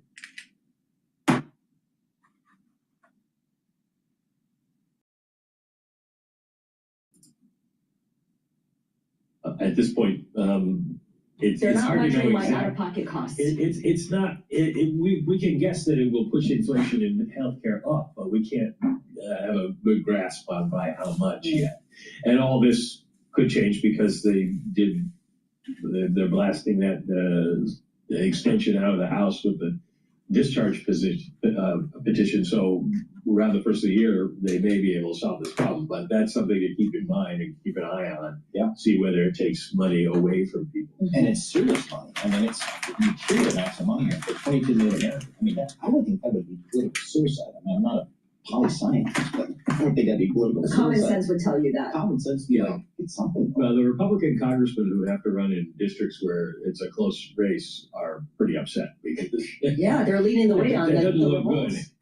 Yeah, all right, we'll keep an eye on. There's a lot of stuff to keep an eye on, but again, market's definitely reacting to that better than expected PPI number. We'll see how that number gets, or I guess trends out over the next several periods. Mike McKee, thanks so much for joining us, helping us understand what's going on out there. Mike McKee does all the economic stuff for Bloomberg Television, Bloomberg Radio. All right, we're going to play something. We're going to play something from National Review talking about why Islam has a virulent anti-Semitism problem. But before we do, please go to my store, the-studio-reykjavik.com, and get the heirloom barley. This has micronutrients. It's a high-density protein. You can't get this barley at a regular store. It's very special. It'll bring down inflammation, detoxify your body, and soak up free radicals. And when you do this regularly, your endocrine system, your immune system, your brain function, your cardiovascular system all improve. In addition, if you have, joint inflammation, this will help to reduce that. And this will help you to recover after a workout because you're bringing down that inflammation. You do this regularly, you're slowing down the aging process. Powerful stuff. Take it every day. This is a month's supply. All right, let's listen into National Review. Yeah, you probably know these TD moves. Touchdown! But guess what? There's another TD. We can be shocked and appalled, but we can't say we're necessarily surprised when two Muslim men carry out a horrific terror attack against Jews. Hey everyone, I'm Rich Lowry of National Review, and that kind of horrific attack we saw in Australia doesn't or shouldn't surprise us because Islam, or at least a fundamentalist interpretation of it, has a violence and a virulent anti-Semitism problem. I'm not saying all Muslims are violent. I'm not saying all Muslims are anti-Semitic. I'm not a Muslim, and I'm not an expert. But what I would like to point out is that the fundamentalist interpretation is inherently anti-Semitic and has millions of adherents around the world and has major religious authorities with a lot of credibility behind it. So to review this, let's start with one of the so-called sword verses in the Quran. Then, when the sacred ones are drawn away, slay the idolaters wherever you find them, and take them and confine them, and lie in wait for them in every place of ambush. But if they repent and perform the prayer and pay the alms, then let them go their way. Now again, I'm not here to do exegesis. I'm not telling you what the correct or wrong interpretation of that verse is. But as the scholar Raymond Ibram points out with obvious historical accuracy, unlike the bellicose verses and anecdotes of the Old Testament, the sword verses became fundamental to Islam's subsequent relationship to both the people of the book, in other words, Jews and Christians, and the idolaters, in other words, Hindus, Buddhists, animists, etc., and in fact set off the Islamic conquest which changed the face of the world forever. Now, what we saw in the 7th century was a truly explosive Arab expansion and subsequently one of the most sweeping acts of conquest and colonialism in world history. That aside, let's focus in on one of the aforementioned so-called people of the book, the Jews. And here, credit where it's due, I want to rely heavily on a report from the Institute for the Study of Global Anti-Semitism and Policy. And I want to focus on the Muslim Brotherhood, one of the most influential Muslim movements of the last 100 years. This is not a fringe group. Tentacles all around the world, has changed the iteration of Islam as we know it, founded in 1924. Its founder, Hassan al-Banna, no fan of the Jews. Among other things, he said the Jews are strangers and usurpers who came to Palestine under the protection of the bayonets and cheating patronage of the British to a land which is not theirs. In 1938, true to form, the Brotherhood distributes Arabic translations of Mein Kampf and the Protocols of the Elders of Zion at a conference it organized. It allied with the Grand Mufti of Jerusalem, who, among other greatest hits, said that Muslims should, quote, kill the Jews wherever you find them, end quote, since, quote, this pleases God, end quote. Then we get the period after World War II, when a chief ideologist for the Brotherhood is Syed Qutb. And guess what? He's not a fan of the Jews. He said the Jews are the blackest devil and the source of the worst anti-Islamic machinations. He wrote an essay called Our Struggle with the Jews, where he called out the Jews for their destructively egotistic character. He said with their spite and deceit, the Jews are still misleading this nation and distracting away from her Quran. He said the Jews' aim was clearly shown by the Protocols of the Elders of Zion. This is a constant theme and this sort of advocacy. The Jews are behind materialism, animal sexuality, destruction of the family, and the dissolution of society. Nice, huh? Then we have the Muslim Brotherhood influencing the creation of the revolutionary regime in Iran. If we jump forward to 1979, that regime, by the way, publishes a Persian language version of the Protocols of the Elders of Zion, which becomes a bestseller, and Ayatollah Khomeini is not going to let anyone surpass him in terms of the suspicion and hatred of the Jews. He said that the anti-Islamic conspiracy of the Jews are aimed at damaging Islam and shaking its most important pillar. He also asserted that the Jews are aligning themselves with groups that are, quote, more satanic than themselves, close quote. Then let's jump ahead to 1988, the founding charter of Hamas, which is the Palestinian branch of the Muslim Brotherhood. And this thing, it really must be seen to believe. It reads like the worst possible transcript you can imagine from a Candace Owens podcast with an armed wing attached. It says that the Jews strive to amass great and substantive material wealth and use it to, quote, take control of the world media. They're responsible for the French Revolution, the Communist Revolution. Indeed, quote, most of the revolutions we heard or hear about. They founded, quote, secret societies such as the Freemasons, and can you believe it, Rotary clubs, and the Lions, yes, the Lions, and others in different parts of the world for the purpose of sabotaging societies. They started World War I, and yes, World War II. Indeed, quote, there's no war going on anywhere without having their finger in it. Now, Hamas will eventually go and clean up that charter in 2017, but the founding charter really shows you fundamentally where they are coming from. And all this goes to that terrible atrocity in Australia. A father-son terror squad shows up. So let me get this straight. Shoots. So a lot of people that are aligned with Candace Owen or aligned with Nick Fuentes, literally aligned with the Islamic fascists. Just sit down and think about that for a second.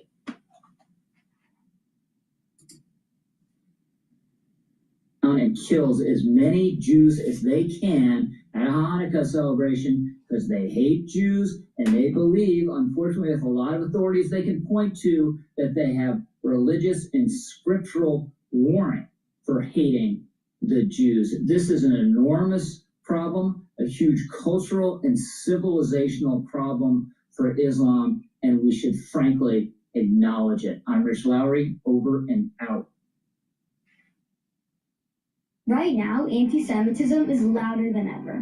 But so am I. I'm not backing down, and neither should you. This year, we're fighting back. The only way to save civilization is to fight. Please go to my store, the-studio-reykjavik.com,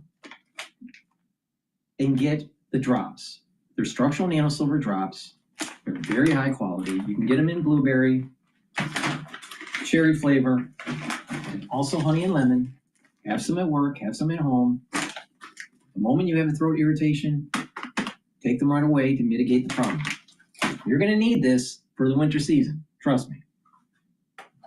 Make sure you use discount 5 and you get $5 off any order. If you spend $100 or more, you get a free gift until supplies last. All right. We're going to go to Cash Jordan because we need an update on how the world is going to shit. Looters empty LA's Whole Foods. Wreaking destruction in their own backyards. Look at this poor 7-Eleven. Yo, are they throwing the food out the front door? Small food. Get your fucking, this is crazy. This is insane. Chips, soda. This is crazy. Look at this poor place. Yeah, please, no. Almost all of them Latino.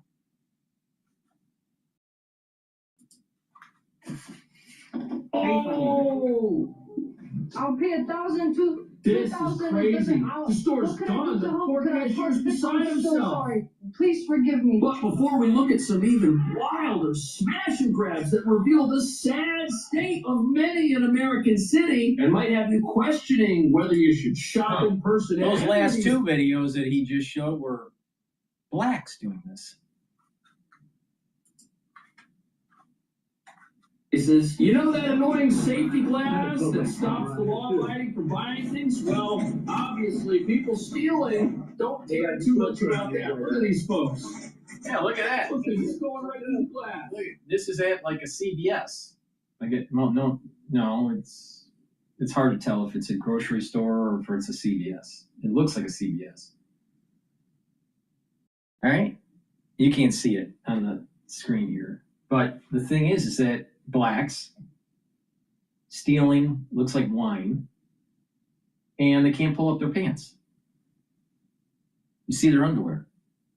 Now, I don't understand why they can't pull up their pants. Why can't they steal a belt? They'll steal Nike shoes. Not only will they steal Nike shoes, they'll steal 10 pairs of Nike shoes, but they don't steal a belt to pull up their pants.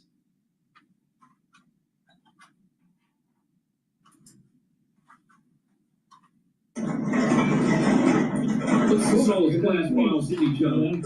Yeah, look at that. Look at that. They're just stealing everything. Look at that. They're just stealing. Sometimes people don't want to steal. They just want to destroy a business like this poor McDonald's with the manager just hid behind the counter. And in this case, blacks.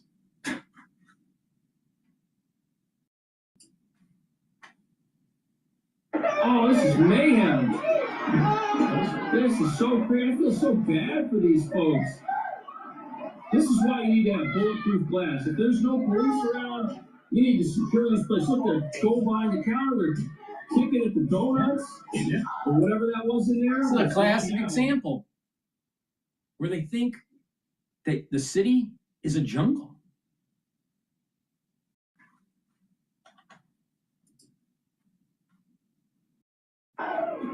Are they even stealing? This is just destruction from what appear to be people who do not think there are consequences. Oh, they're trying to get into the registers. Is that the register? Hopefully there's a GPS on there and they find these people. A bunch of animals. Just a bunch of animals. And this is why I keep on saying it's about God, country, and family. If you don't have that, you don't have virtue. This horse shit wouldn't happen if they had God, country, and family.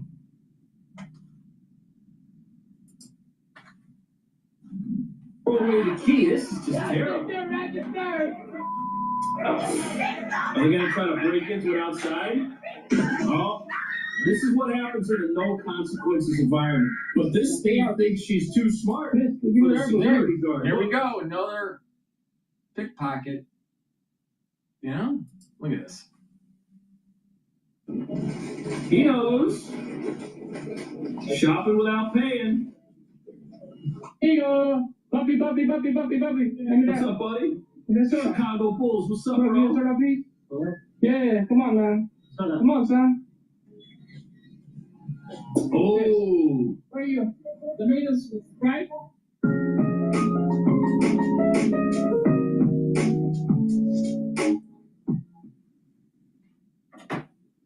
Roku's self-serve ads platform. It's easier than ever with Ads Manager. Sign up today. Where are you? The meters, right? What? It's right? Look at this woman. Get me off the camera. Get me off the camera. Get me off the camera. All right, Then sure. stop stealing. Oh! Put her in jail. Wow, look at the size of that thing. She can drink all that by herself. Hello, how are you? Can I get a service back? There you go. Just put it back. Hey, come on, man. These businesses. That is free, yeah. And they say that this is a victimless crime. This business is going to close. It gets robbed so much. Hi, how are you? Every single person here is black that did this. Going into the 7-Eleven and stealing. Because they feel that they're entitled to steal. Where's the God, country, and family ethos with these people? And then we have a representative from New York in Congress that's saying people are starving and that it's all Trump's fault because of inflation. If people keep on stealing from your store, you have to you're going to have increased costs for insurance. You're going to have you have to increase the prices to make up the loss of stock. When they come into your store and destroy it, it costs more money. So the average citizen that's law-abiding is going to have to pay more. These blacks are causing the inflation in some cases, like the higher cost of goods in a city if there's lots of crime. But if they're starving, then why are they so fat? How can that be?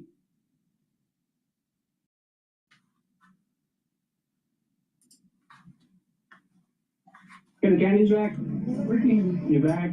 Yeah. Oh, I like those. Cookies, those are good, but candy bar. I only like them if I pay for them. But it's not just 7-Eleven where things are getting wild. Look at this. We got customers gathered at Whole Foods.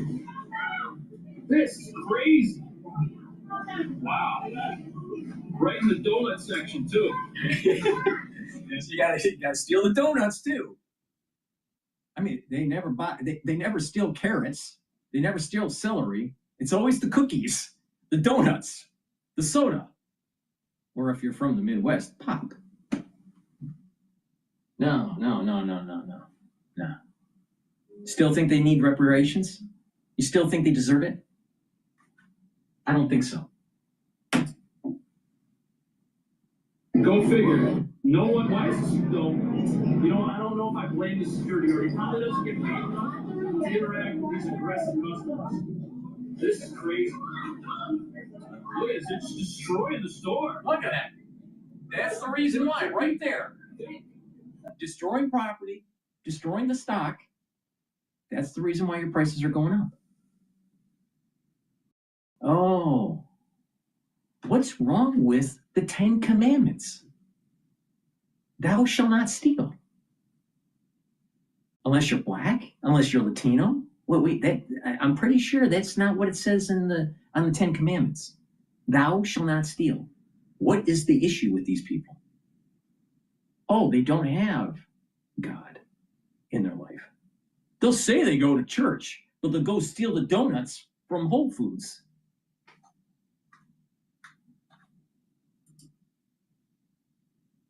This isn't going to get filmed. You're not going to be internet famous. But what's truly awful is what this football team tried to get away with in Florida. I want to compliment the Cocoa Tigers.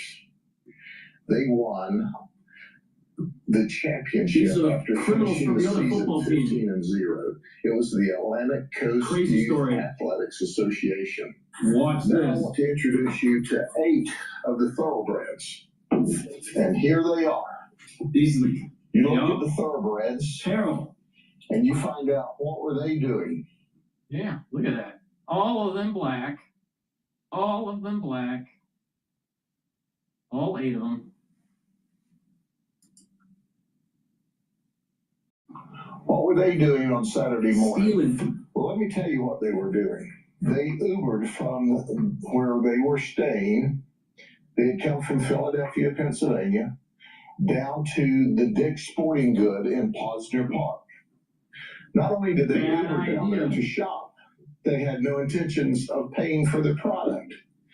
So they came into the store in 2 groups, and they began to systematically steal product. And This is the reason, if you're a store owner and you see this, or if you're a bystander and you're seeing this, you need to get engaged and you need to fight back. You need to beat the shit out of these kids because they have no discipline. None. And the moment you start fighting back, they will go away. You saw, in the 80s, this happened all the time in Detroit. But the only way to stop it was to fight back. But because we have, a world where we're afraid, we're all afraid now. Every single one of those kids needed to get their ass beat. Totally. They need their head kicked in. They stole, and they stole, on camera. and they stole, and they stole, and they stole. They took. Yeah. How do you like that? That's crazy. This is everything that they stole. Yeah. And They guess thought they were what? going to get away with it. As we've said before, you can't go any place, anytime that you're not on a camera. So Dick's Sporting That's right. Goods, Out of control, black kids. No God, no country, no family.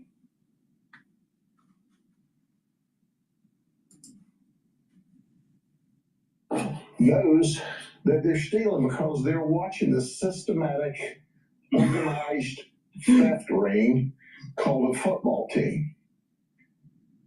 Now, not only did they steal 47 items, not only did they steal 47 items, but ostensibly they may have cost their team the championship and the football game. They were in jail? Because is that what happened? I don't know if these all were starters or not, but I can tell you that we were finishers. We arrested them. Wow. We took them to the Juvenile Assessment Center. Sacks of shit. This is sacks of shit. Laws and policies like that, where this 7-Eleven is. Bullshit. No, give it up. Stop stealing. Give it up, man. Yeah, give me the No, it's in the backpack. It's out of it. What's it? Don't do it again. Don't do it again, man. Come again. Right here. Thought you were gonna get away with it. This is so wrong, man. Oh! Oh, look, they're cheering at him. Yeah. Let's take it out. No, before I say that ugly. I want that. Sorry. Oh, you didn't finish. Oh, he was stealing. He was stealing. Just throw it in your pocket. Yeah. stand in front of the register, try to steal right in front of them. Think they're stupid. Thank you. It's not victim. The worst freaking state to live in right now is New York, and nobody's talking about it. I've spent 30 years in the insurance industry. I talk about it on every show. It's not victimless. These businesses are going to shut down if they don't get in the faces of the people that are committing all this crime, which is dangerous. Just look at what happens here in Burlington. Oh, these customers are attacking customer service. You notice that it's always the black woman that's overweight that is the loudest while they're stealing.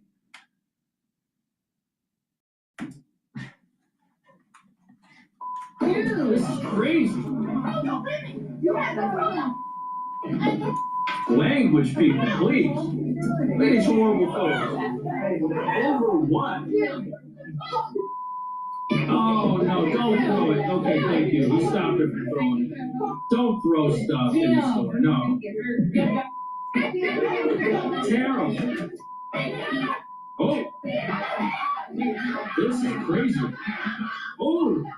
Customer service. Oh, this is Kohl's. It wasn't Burlington, it was Kohl's. Customer service. They got.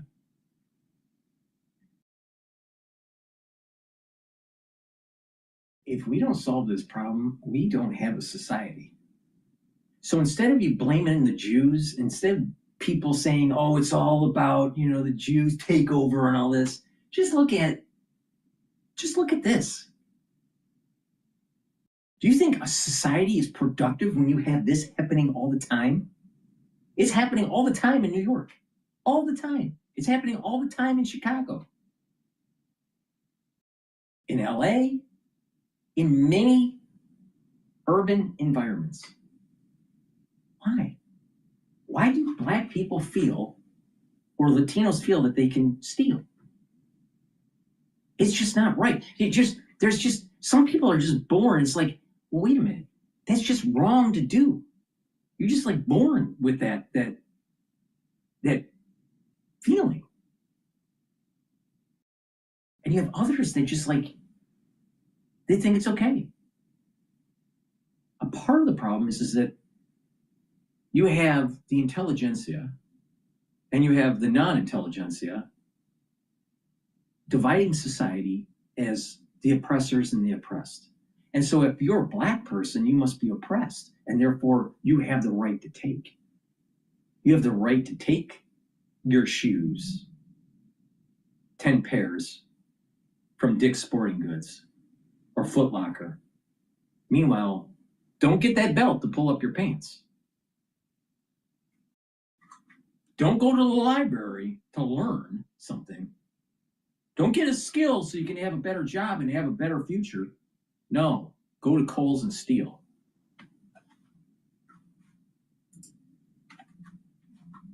Good job, man. This is crazy.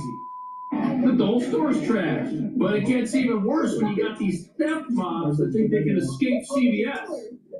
Look, got a box fan. Oh, the door's locked. They can't get out. They're trapped. Oh. You don't have, yeah. Is she gonna call the police? Go ahead, call them. She's gonna call the police on herself without realizing it.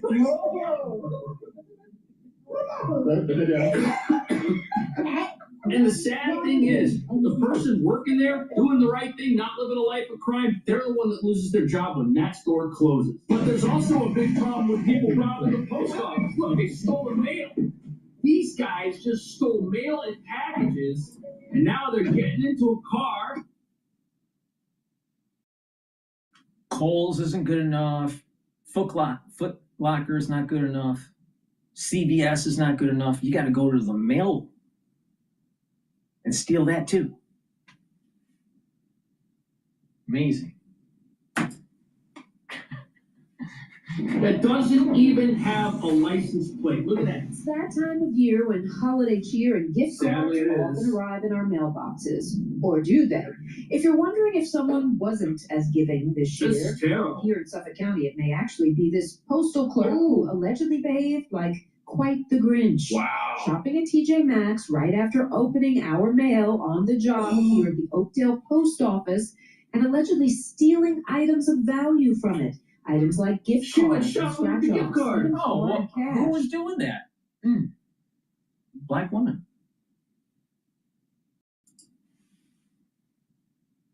But she didn't know investigators were watching. If you aren't paying attention, Terrible. if you are going to engage in this conduct, we're going to notice it. The 35-year-old clerk, Giovanni Jameson Lewis of Massac Wild. Beach, now facing felony charges Yeah. for grand larceny and criminal possession of her allegedly stolen property. It also cost her her job here at the post Oh, office, and she's getting where she paid had by the worked for government. this past year, until a tip from the U.S. Postal Service Inspector General that a clerk had used a Let me stolen get this gift. straight. She was working at the post office and they have a pension. They're subsidized by the government because I think the U.S. Postal Service is a quasi public-private, but I may be wrong on that. And she still had to steal? There's something wrong with society. If you don't have the ethics. Now, it goes back to what I was saying. John Locke, life, liberty, and property. When you do not have protection of your property, you don't have freedom. When you allow people to steal from you, you don't have freedom. You have to push back. You have to stop it.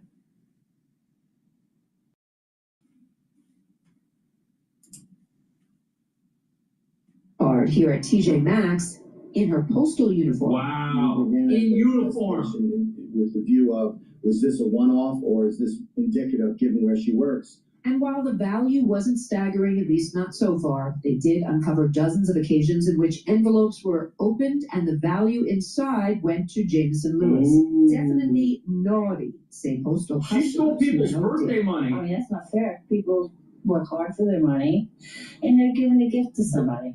Right? And then they take it. That's not fair. No. I think that's absolutely ridiculous, and the fact that someone who works at the post office would do that is just so disgusting. You know that she got the idea to do it probably because she saw other people doing it and getting away with it. She's just the one that got caught. Zach, they were after a very specific kind. Pokemon thieves. Yeah, these thieves getting away with well over $100,000 worth of real cards, and they were going after mainly Pokemon That's cards. You can crazy. see why some of these boxes going for hundreds of dollars, and some of these cards going for It's like a thousands. collectibles place.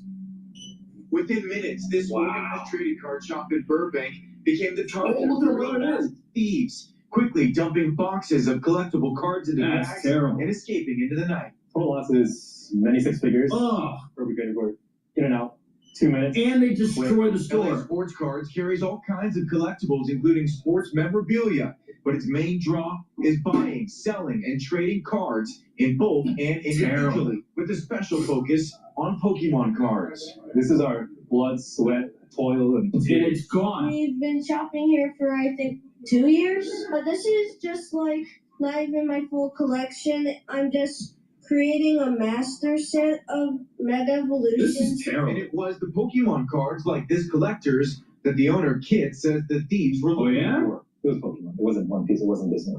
It wasn't Magic. They went Wow. so back from 19. They knew probably what was in the store Yeah, they because scoped it. there's a good chance the store has to put out what's inside on the internet, or the thieves went in without their masks They and acted both- like they- customers. I think they figured scoped. out what they were going to steal and then hit the place up at night. Those packs are very expensive. When my team pitched the idea, I thought it was impossible. The pan that's Sears-like stainless, lasts like cast iron, and doesn't use toxic coatings. It is Those packs are very expensive. Crazy. They took a lot of things from the back as well. A lot of sports cards they took. And that was locked And up. insurance doesn't cover this Those stuff. are really, really expensive. In minutes, two suspects behind the counter were able to snag dozens of Pokemon TCG boxes, while the third went into the back and stole a locked box, which Kid says held even more. Being a business owner is extremely difficult. Trying to get customers, trying to have repeat business, trying to provide a good product or service, it's very difficult to be a business owner. And you have people that go in and break into your business and steal from you. It's bullshit. People need to fight back.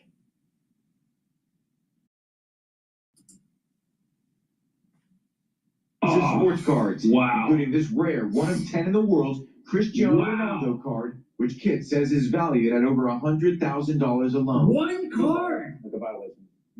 This is like our home.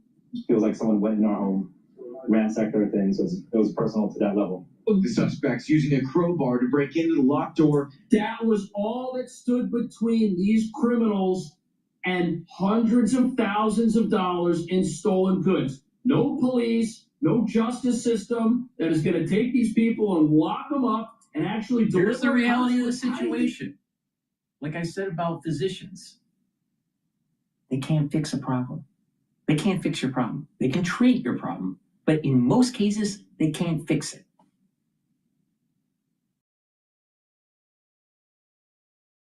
Now, if you have a broken leg, yeah, they can reset it. But if you have a disease, they can't usually fix it. They can treat it. Now, with the police, they can't fix this problem. They can report it, they can hunt them down, but it's not going to stop it. You have to have a society pushing back and saying, you're not going to do this, because if you walk out of the door, you're not going to be able to walk anymore. That's what vigilante justice does work, especially when you have an out of control society like this.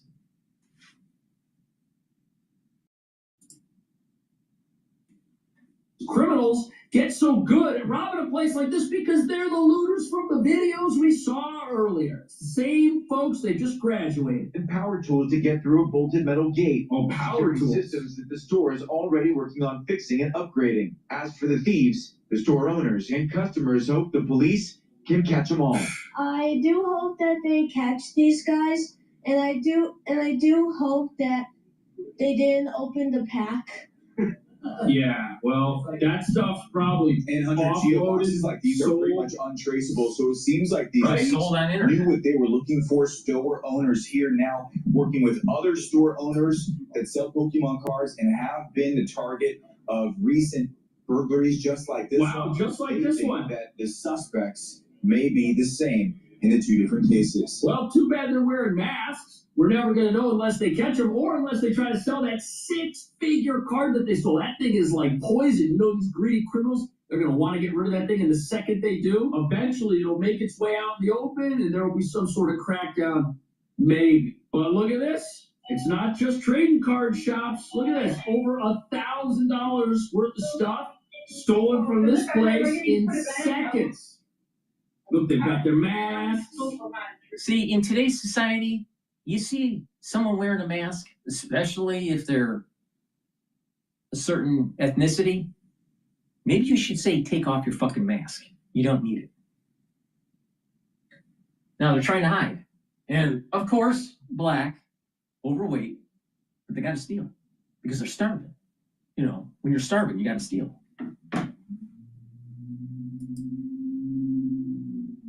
All covered up. Got to get the liquor. Well, got to get the liquor.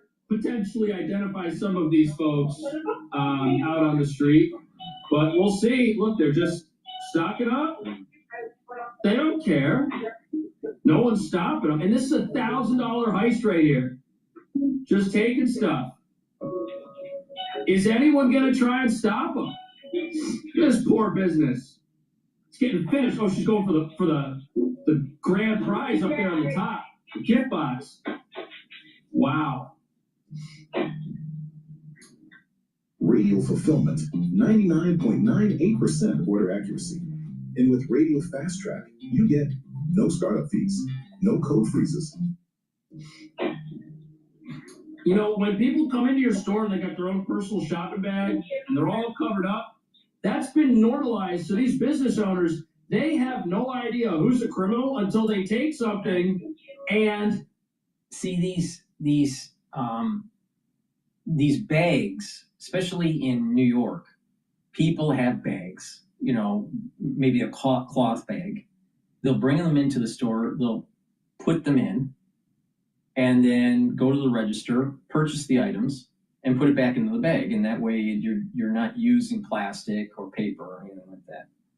But what's happening is you have individuals that are taking advantage of that inculcation and just walking out of the store without paying.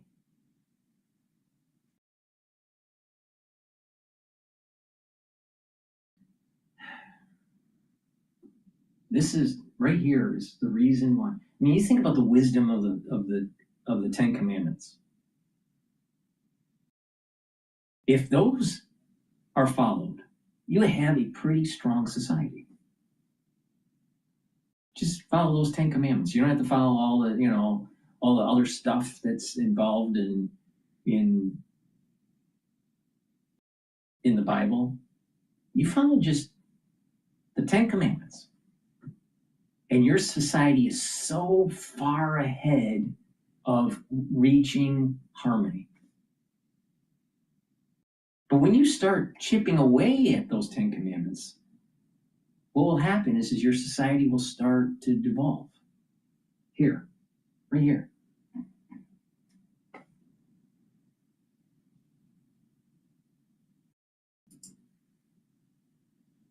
Not only walk around the store with it, but make a break for the front door. They're not a shoplifter until they try to leave.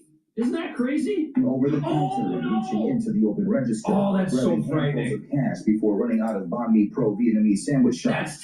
So a Vietnamese sandwich shop, a black guy takes advantage of the cashier and steals the money out of the cashier, out of the cash register. Black guy.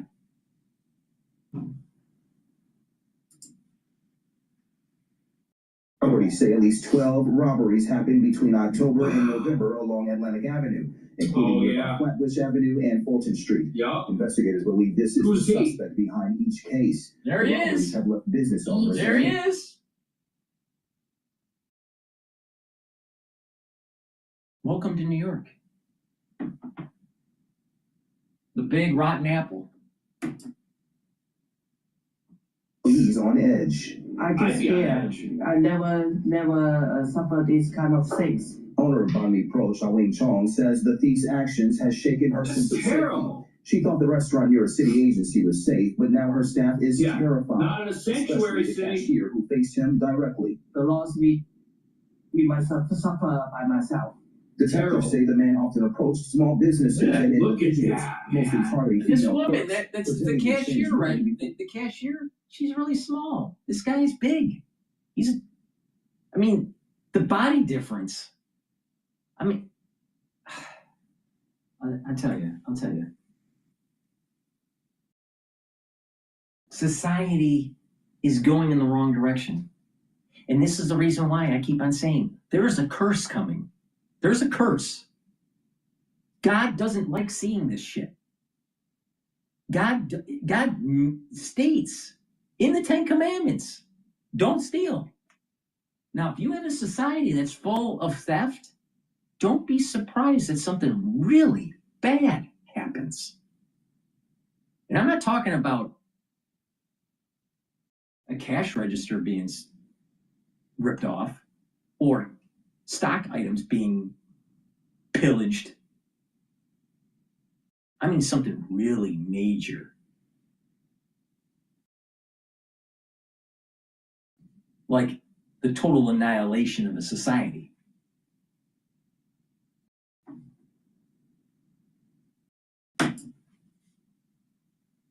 In cash as registers were opened. Wow. NYPD says in several incidents, he threatened victims with a knife or appeared to have a weapon. Wow. Chong says with rent and salaries already hard to cover, the loss hurts her small business with no way to get it back. Oh, but it's a victimless crime because, they've got insurance. Yeah, right. You can't insure the cash in the cash register. And the idea that we need to decriminalize non-violent theft, like that right there, this guy gets caught, they're not going to...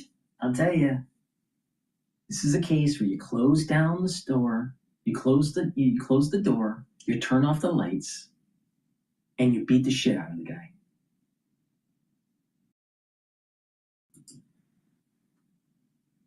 Charge him in New York with being a violent felon? No, because you know what? He didn't attack anybody. Oh, he just went for the money. Oh, he's just trying to support himself. He's just trying to eat. It's real expensive here. We got an affordability problem. That's how they let this kind of thing happen everywhere. And who suffers? He said the repeat robber needs to face justice.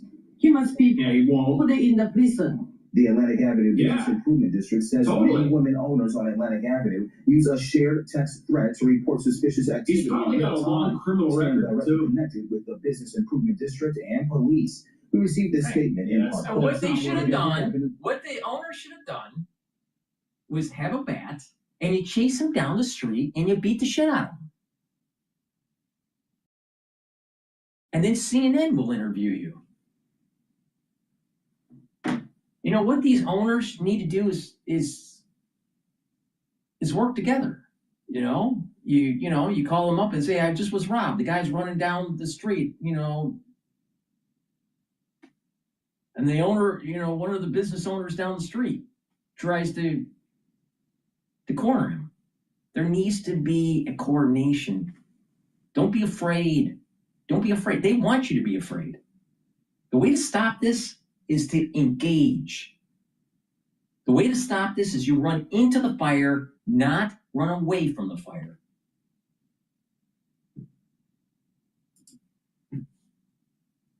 It did conduct a crime prevention strategy visit in partnership with Officer Ocean Wong from the 84th Precinct after this spate of incidents in shops this fall. Terrible. Meantime, the NYPD hopes someone recognizes the suspect. Anyone with information is urged to call Crime Stoppers. They should check their past arrest records. You don't get up one day and say, gee, I'm either going to get in my car and put on a suit, get in my car and go to the office, or I'm going to go and do this. That's not the choice that this person was faced with in the morning. Oftentimes, these are individuals who've caused and committed so much crime that is their lifestyle now. That is their identity. They are not working a normal job. They didn't get up one day and decide to steal to feed their family. That's not what we're looking at. A major bust in But Queens. speaking of career criminals, listen to what's happening in New York. Hey, before we go to Home Depot, because obviously they need the equipment from Home Depot when you're starving, please go to my store and get the vitamin D3. This will help to get cells to go into apoptosis if they're infected. Vitamin D3 is super important to get denser bone. It helps you to absorb calcium. And vitamin D3 is a gene expression cofactor, so your cells perform properly. You need this, especially during the winter season. Go to my store, get the vitamin D, take it every day. Olive leaf extract. It's dual purpose. It's going to bring down inflammation and help you with your lipid profile.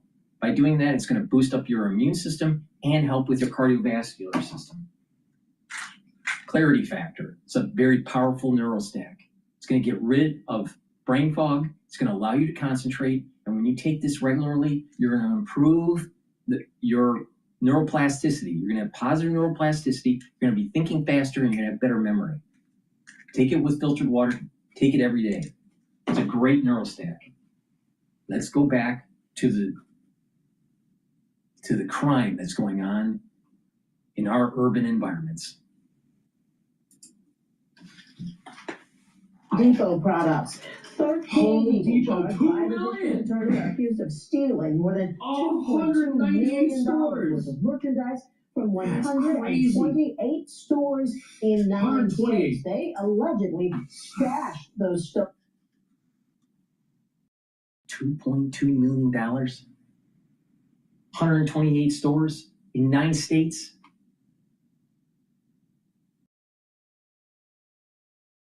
Stolen products stored in Queens and the Bronx.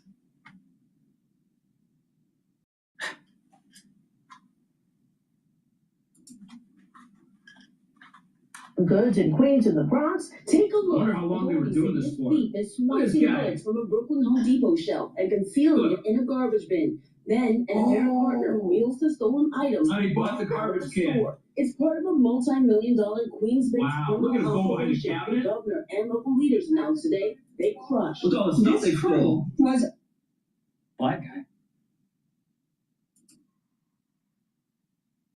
Amazingly coordinated, disciplined, meticulous, Yeah, they're and professionals. dedicated. 13 people have been That was charged their in a job. 780-count indictment for stealing and fencing more than $2 million worth of Look at goods this. from Home Depots in New York and 8 other states. The suspects face grand larceny, conspiracy, and Oh, that criminal trash possession of can stolen was property full. charges. Police seizing these tools, building supplies, and home goods. Look Just at a that. fraction of what Drills. police say was They stolen got the whole within 13 wall months. inventory Solar right there. products were sold in Queens, The whole the Bronx, and lineup. Brooklyn to fences at 50 to 70% of the retail value. This Home Depot inspection was among those targeted. Investigators say the theft crew would meet in East Elmhurst to prepare for the day's hits. According to the indictment, Wow. the Diaz would decide on which items to be stolen by the Home Depots by checking their So wait a minute. The Latinos are a part of it too. inventory online, sometimes doing the same Home Depot 4 times in one day. The crew stayed connected 4 times in on one active day. conference calls while they were in their heist. According to authorities, sometimes a member of the crew, Yeah. as seen here, would provide a distraction so the thieves could Oh, leave to the store distract the security. undetected. The governor said Oh, this takedown wow. extends the bar to stronger larceny laws that allowed investigators to combine incidents, turning cases from misdemeanors to felony. And you see, that's the problem.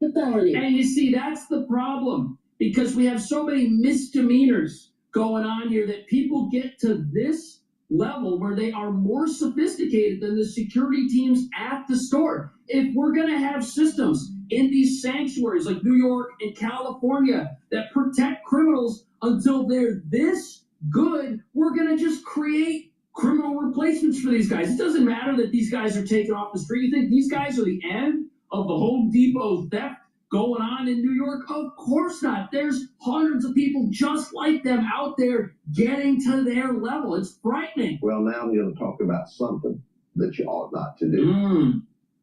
You ought not to go into Walmart in Mulberry, Florida, Yeah, that's right. or any other place and steal stuff. That's right. But Homero Sains, who's 58 from Valrico, did over in Hillsborough. Oh, yeah? What was he That's where stealing? lives. So why did he come to Polk County? Well, he obviously only has 3 brain cells because he'd already been arrested over there for stolen vehicle and all kinds of theft. So I guess he thought he'd get out of the Career neighborhood. criminal. Well, he came to Walmart and started stealing stuff and sticking it in his shirt. Oh, yeah? And then he put other stuff in his basket. And then he decided to go right past all the point of sale. And the Walmart people said, stop, wherever you are. You cannot steal from Walmart. Well, our deputy arrived. Oh, yeah? And he starts running. Oh. We try to tase him. Oh. He starts fighting with our deputy, trying to grab the taser. Finally, we tased him successfully. So he's a violent criminal. And he stops. When we arrested him, we found he had a white girdle band on under his shirt. To keep all the goods? And had $237 worth of items in that girdle band. From Walmart. Think about that for a minute. It's a lot. It's like half a Professional store. thief? I think so. Yeah. New acquired job?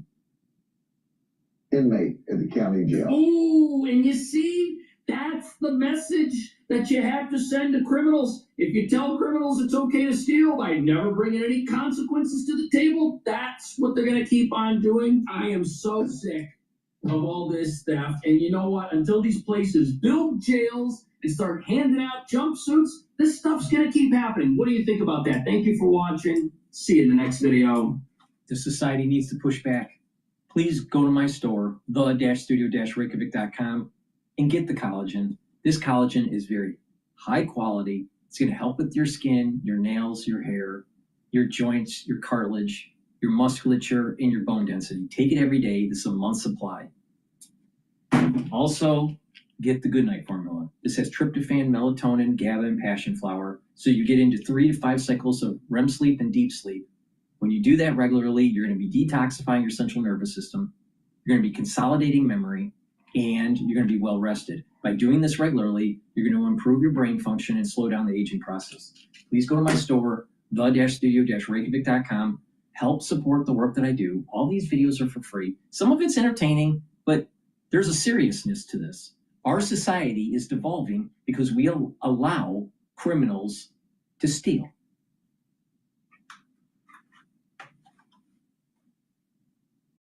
All right, let's listen into Bloomberg here. During the microphone at times, cranking through the copy, you barely heard a breath. Clearly trying to display high energy in a room that had no audience.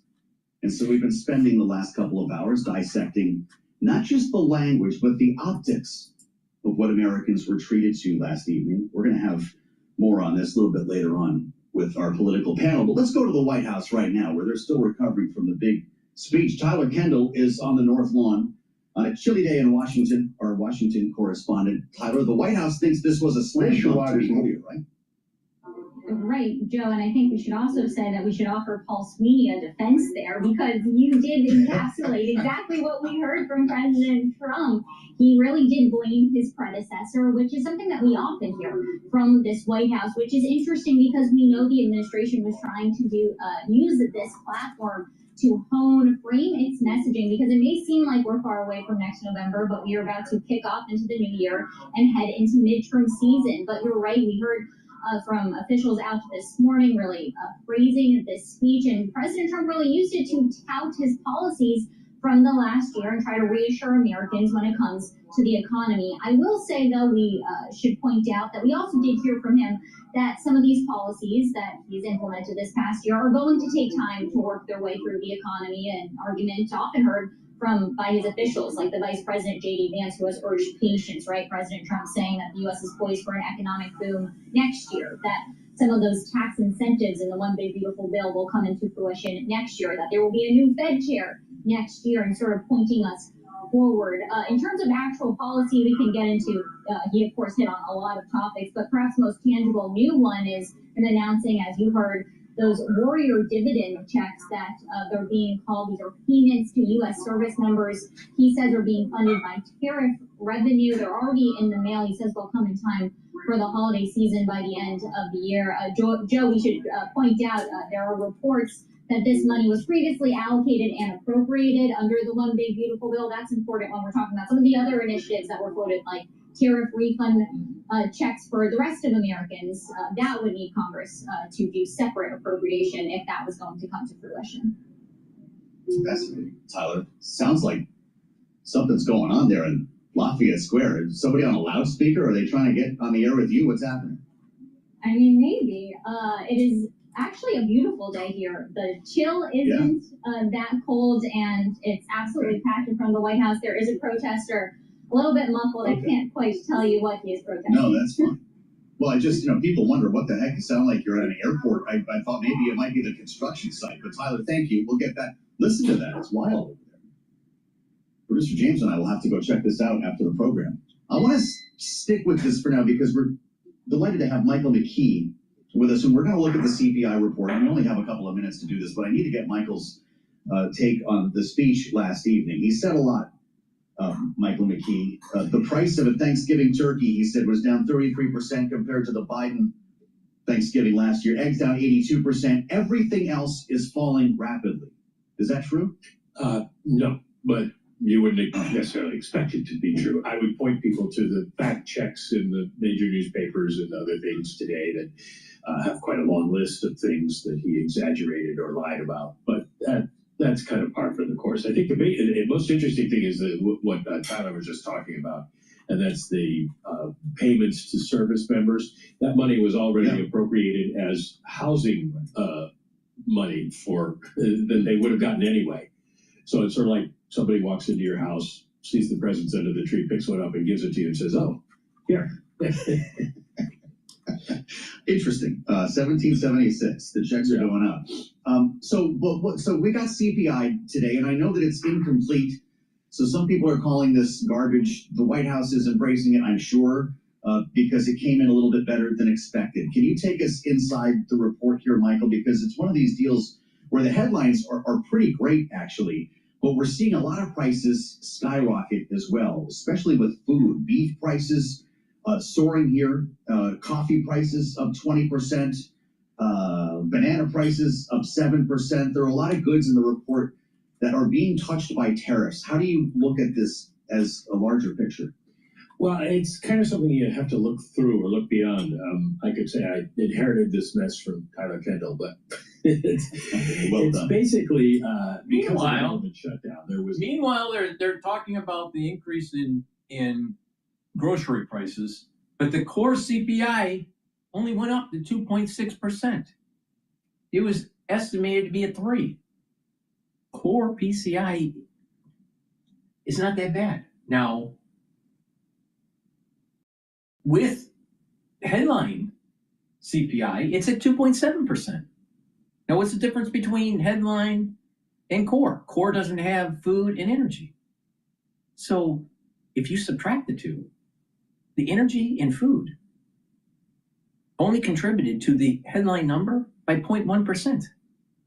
So something doesn't make sense here.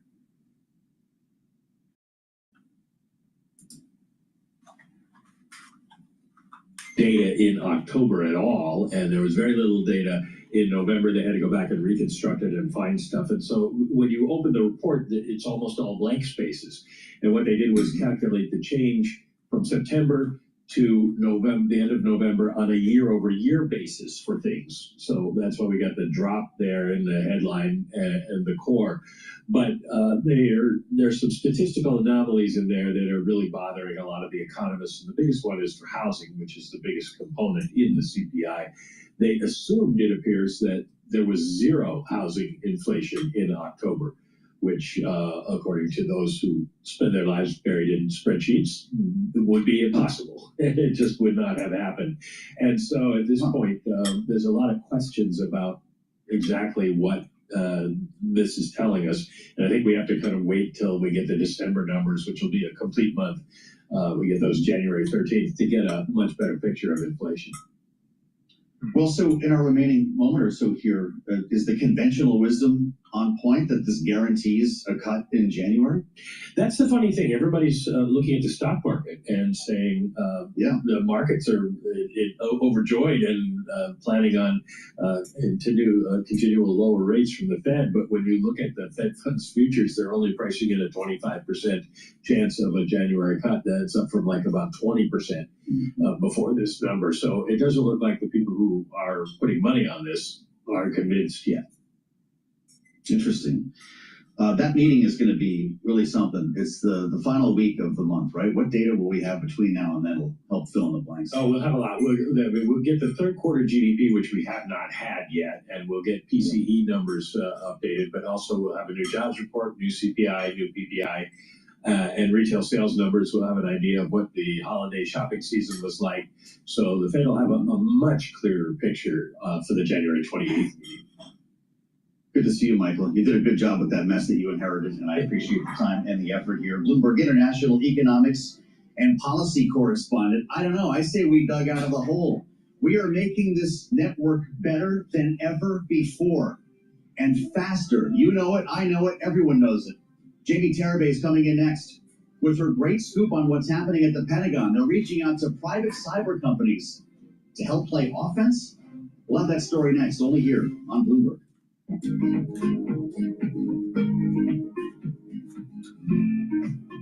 All right.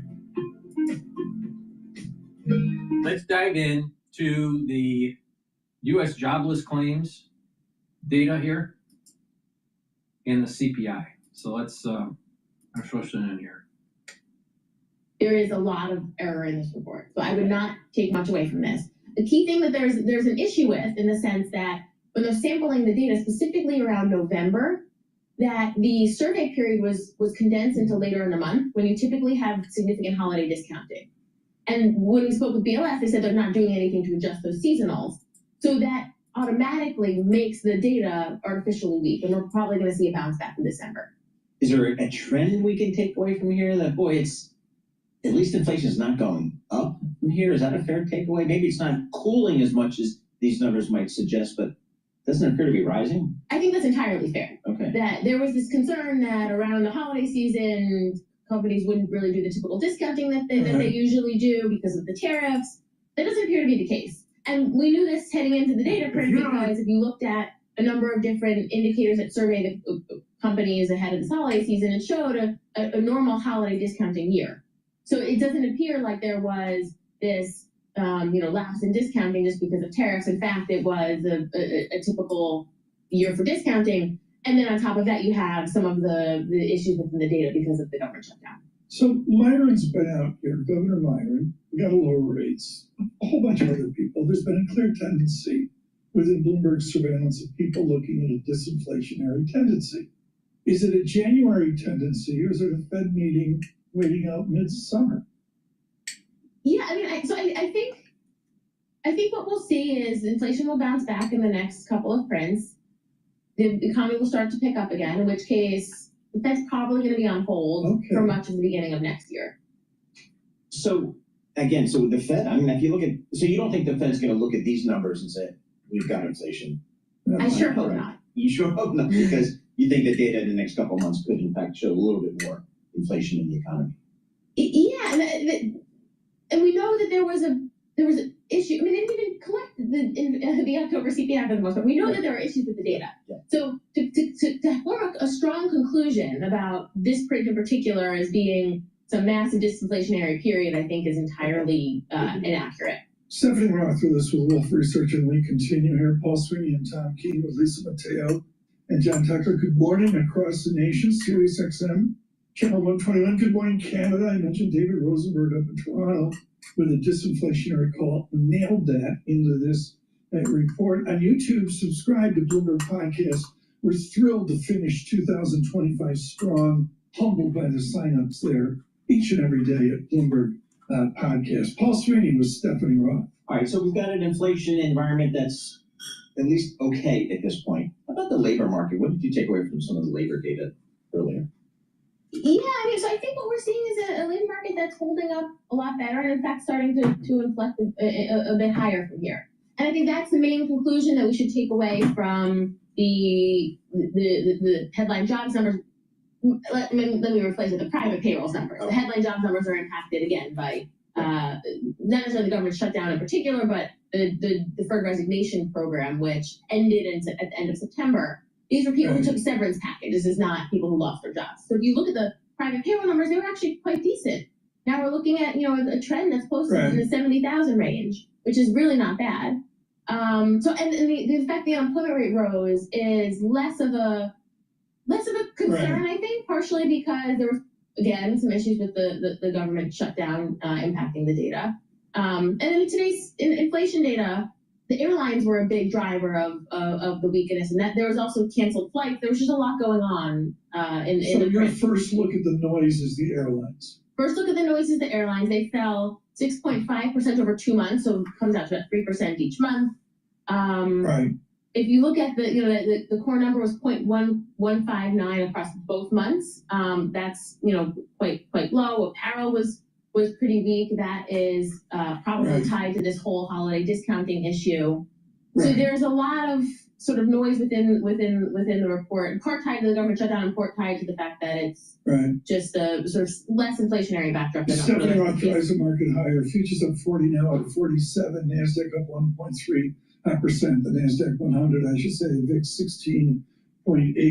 16.83. I look at this stuff. I look at the whole ballet of it all, and I am more than certain. I learned this from David Rosenberg at Merrill years ago. Merrill Lynch, Pierce, Fenner, and Smith. I saw an article that is just Merrill. I said, it will never just be Merrill. Yeah.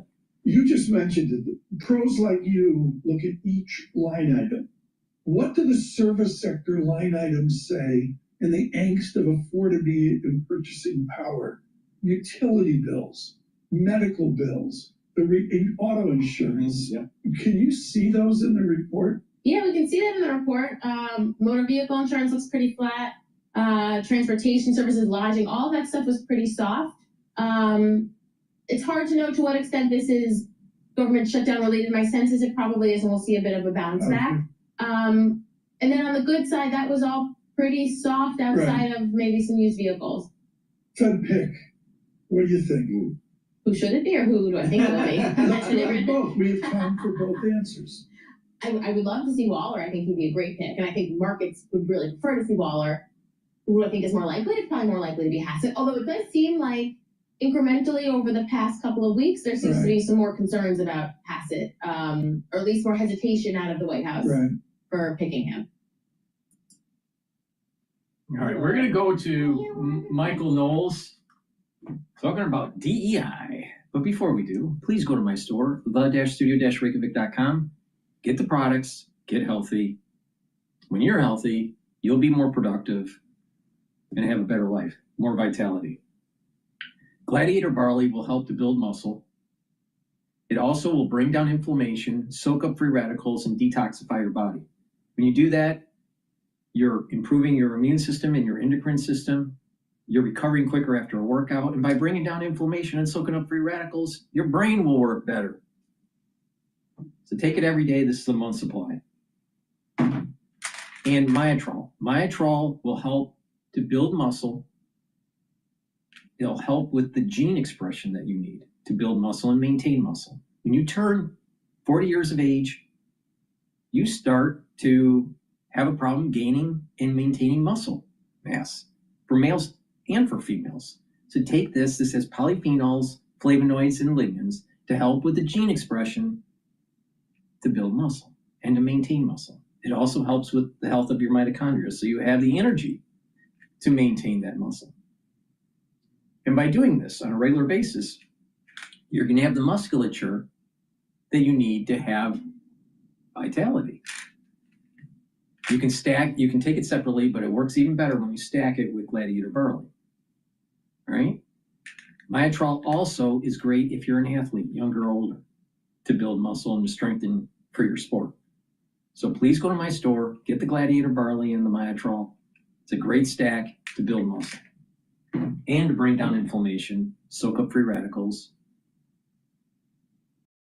and detoxify your body. All right. Let's listen in to Michael Knowles. We're going to say this by Jacob Savage called The Lost Generation. Very, very lengthy. Obviously, I'm not going to read it all, but you should check it out in Compact Magazine. Compact Magazine, which is this interesting magazine. It's established by people who are kind of on the right, but also there's some communists involved in it. And it's not 1980s Republican orthodoxy economics. It tends a little bit more toward left-wing economics, but is much more favorable toward right-wing social policy. There's this joke, I don't know if you remember this, I think it was Parks and Recreation, one of the or maybe it was 30 Rock. One of the jokes, though, was, it said, oh, hi, it was 30 Rock. It said, I'm a fiscal liberal, but a social conservative. And this was the kind of loser character, the character that everyone was supposed to hate. I'm a fiscal liberal, but a social conservative. And that was a joke because at the time, 15 years ago now, the really fashionable political identity to hold was to be a fiscal conservative, but a social liberal. I'm a fiscal conservative, but I'm a social liberal. And this actually represented a vanishingly small number of real voters, but people who were in elite positions, especially in the cities, they identified that way, so it was overpronounced in the popular culture. Very few people identify with that. Well, I guess Compact Magazine's position is that view. It's the fiscal liberal, social conservative. And they write really interesting stuff. So anyway, what's the takeaway? Takeaway is that DEI destroyed millennial men. DEI policies destroyed millennial men. It opens up with this talk about Hollywood and how if you were a white man in Hollywood, especially a young white man, a millennial white man, trying to get a job in Hollywood 10, 15 years ago, it was basically impossible. And I can kind of attest to this because I was there at the time. I was doing other stuff too, and Daily Wire was just starting at the time. But I remember it. I had a lot of friends who were trying to do it. Actors, writers, directors, people who were trying to break in specifically to that industry. If you were a white guy, it was told to you openly, yeah, it's not going to happen because they have to diversify. There are these DEI requirements, and isn't that wonderful? White guys still occupied a ton of major positions in Hollywood, but it was the older white guys, the guys who had already established their careers before. For the younger white guys, it wasn't happening. So that's how the article opens, but it doesn't just focus on Hollywood.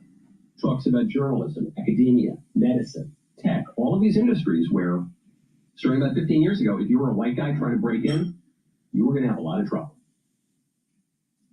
Just a few words from the article. As the Trump administration takes a chainsaw to diversity, equity, and inclusion, there's a tendency to portray DEI as a series of well-meaning but ineffectual HR modules. Quote, undoubtedly, there has been a ham-fisted DEI programming that is intrusive or even alienating, explained Kianga Yamada-Taylor in The New Yorker. But for the most part, it is a relatively benign practice meant to increase diversity while also sending a message that workplaces should be fair and open to everyone. Jacob Savage in Compact goes on.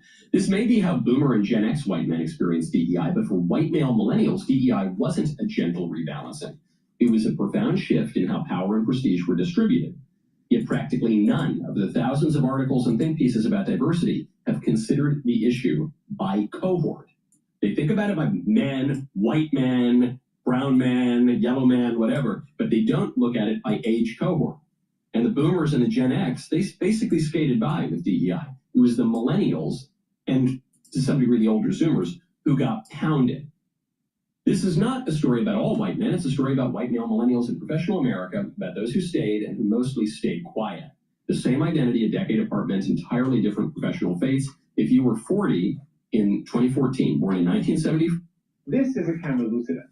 And throughout the 19th century, it was an indispensable drawing aid for artists and technical illustrators alike. And yet, in 2014, born in 1974, beginning your career in the late 90s, you were already established. If you were 30 in 2014, you hit the wall. Because the mandates to diversify didn't fall on older white men, who in many cases still wield enormous power. They landed on us. So it opens up with this anecdote about Hollywood, which I saw. I saw it among my friends. I saw it among colleagues. So that was real. But it goes on. It says in journalism, eventually white men stopped even trying to enter into journalism because they were shut out of the jobs. And then journalism became even more effeminate. Journalism became a lot more liberal. Journalism changed. Not hiring these people, discriminating against this specific group, this sex group, racial group, and age group. Not only did it push them out of their careers, it changed the industry. It had this twofold effect. Right now, go to getkickoff.com/Knowles. The holidays they're actually all about God because they're holy days. And then after that, they're about friends, they're about family. But then after that, what's it all? It's about, hey, you can continue with transparent plans starting at $5 a month. That's when you go to getkickoff.com/Knowles today. That is kick. Time. But nobody was questions as a part of our public. Get past this drop in barely over a decade. That's a third of the people. So it's really a 33% drop, 10 percentage point drop in barely over a decade. And this is the clearest example we have of the celebration paradox. Mike Anton's point that you can observe the same phenomenon, but if you observe the phenomenon and say it's a good thing, then you're feted and you're applauded and you're patted on the back. If you observe that very same phenomenon and say it's a bad thing, you're called a dangerous conspiracy theorist spreading misinformation. This is the clearest example of it because we were told, my group, I know I'm a little dusky because I'm part Sicilian, but my group, I think I'm broadly speaking, I'm a white man. My group of people was told, hey, we're going to diversify and this is really, really good. And most of the white men, across party lines, across geographic lines, most of the white men said, oh, okay. They said, that's great, wonderful, how great. Or if they said, well, we're being discriminated against, they mostly kept quiet at least. And the consequence of that was you had at least a decade of active, explicit, overt, legally protected, culturally celebrated discrimination against a very particular group of people, not even just white men, millennial white men and older Zoomer white men. And now all the think pieces decry the rise of identity politics on the right and among white people. What did you think was going to happen? What did you think was going to happen? There's a Pew report that came out some years ago that showed that white people are the only group that doesn't have a racial identity. Showed greater than 50% racial identity, people who said that race was important or very important to their sense of identity. Greater than 50% among Asians, Hispanics, and black people. Among black people, it's over 70%. Do you know what it was for white people? 15. White people have no sense of racial identity. And generally, white people say, isn't that a good thing? We shouldn't have too much of a sense of racial identity. We should. However, when your country experiences the largest demographic change ever of any place in the history of the world over the course of 60 years since the Hart-Celler Act, and when that change is intentional, when that change is being targeted at you explicitly, saying we want fewer white people and we don't want you to have jobs and we don't want you to have a career and you're going to be ostracized from society, don't be surprised when you get a little alienation. Don't be surprised when people feel a little isolated from their culture, deracinated, feel as if they don't really have a stake in the society. It comes from somewhere, and there's this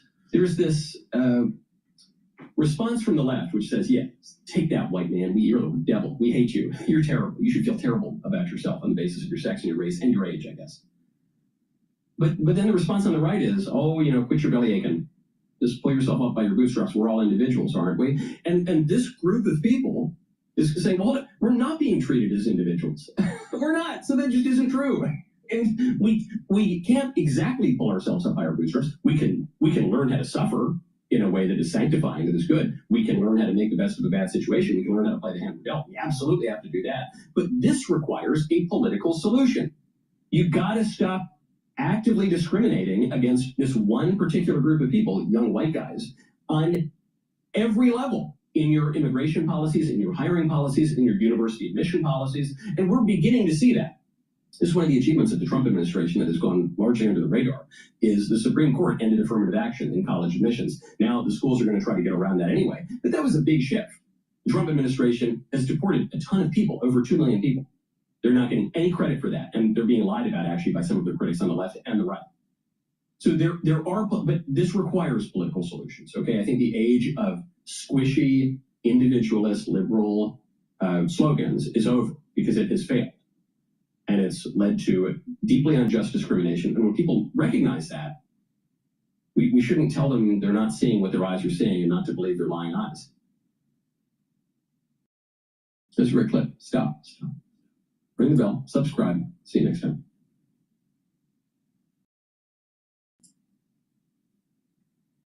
All righty, let's see what's going on with. All right, let's play MS Now's take on Trump's speech last night.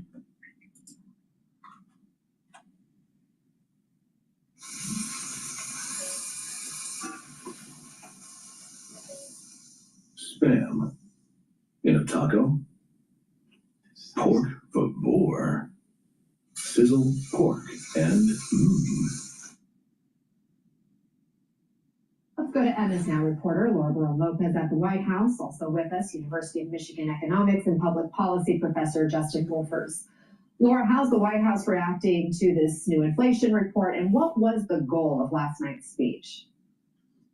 Well, the White House is praising this new inflation report, claiming that essentially it says what the president was trying to argue to the American people last night in his address.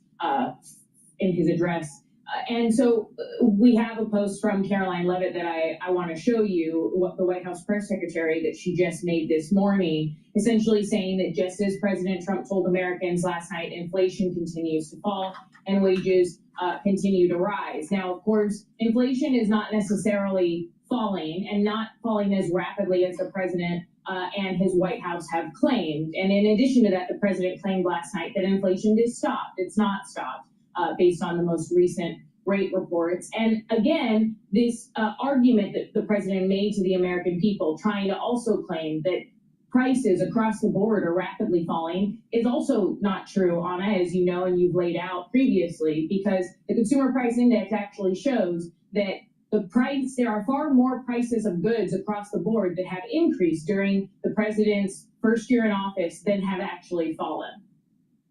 Justin, this November data, prices up 2.7% compared to a year ago. We don't have a monthly change because of the government shutdown, so no data month to month. But what does this new number tell us about the health of the economy? It's very good news with a very big asterisk. This was a lower inflation report than people had expected. That's the good news, which is maybe inflation is coming down. It had been forecast to be a little higher than this. But still, this is 2.7% inflation. So the president's claims that prices are falling is nonsense. The president's claim that he stopped inflation is also nonsense. Inflation, in fact, remains above the Fed's target. So even though this is better news than we expected, it still is a little problematic. But the real issue here is these were data collected in the middle of the government shutdown. And economists, and in fact, the Bureau of Labor Statistics have said this is not very reliable. We just didn't collect as many prices as we normally do. There's changes in the methodology as a result. And that's why, yes, there's a lot of talk in Washington about this being good news. But if you go to Wall Street, actually there's been a very muted reaction. It would be good news if there weren't a honking big asterisk next to it. I want to do just a quick run through of some of the president's claims and have you provide additional context or set the record straight, because you point out there's a lot of nonsense we've heard, just doesn't match with reality. First, let's talk about grocery and gas prices and listen to what the president said about that. The last administration and their allies in Congress looted our treasury for trillions of dollars, driving up prices and everything at levels never seen before. I am bringing those high prices down and bringing them down very fast. Democrat politicians also said the cost of groceries soaring, but we're solving that too. Gasoline is now under $2.50 a gallon in much of the country. In some states, it, by the way, just hit $1.99 a gallon. Justin, is he using rose-colored glasses? What are the facts? This is just a greatest hits of his favorite lies. So he hasn't stopped inflation, as we just discussed. That's 2.7%. He hasn't caused grocery prices to fall. In fact, they're falling at around about 2.5 or 3%. Right? Sorry, they're rising. Here's the problem with this guy. All right, the Federal Reserve target is 2% plus or minus a few tenths of a point. All right. Like plus or minus 0.5. So 2% is the target. But if it's 2.5, it's pretty close to the target. This is running at 2.7 or 2.6, depending on if you look at core inflation, CPI core, or headline. So it's close to the target. Now, yes, the methodology, the shutdown of the government, maybe the data isn't as good as it should be. All right, we'll see. We'll see in next month what happens, all right? But it's close to what has been published is close to the target from the Federal Reserve. For him to say there's no inflation, he's basically saying, he would basically say that CPI is at zero. Well, if you're at zero CPI, you got a depression. All right. So what Trump is saying is that there's no inflation, comma, because it's at the Federal Reserve upper bound part of the target. Now, Trump doesn't speak that way. He speaks in hyperbole, but that's what he meant. He's a professor. He knows better. He should have said that. He doesn't because he wants to put Trump always as a bad guy. Now, the reality of the situation is that, yes, you could have some goods that are more expensive compared to prior periods and others less expensive. But if you look at the aggregate, it is going down. In August and September, it was projected that we would have an annualized CPI headline of 3.1%. It came in at 2.7.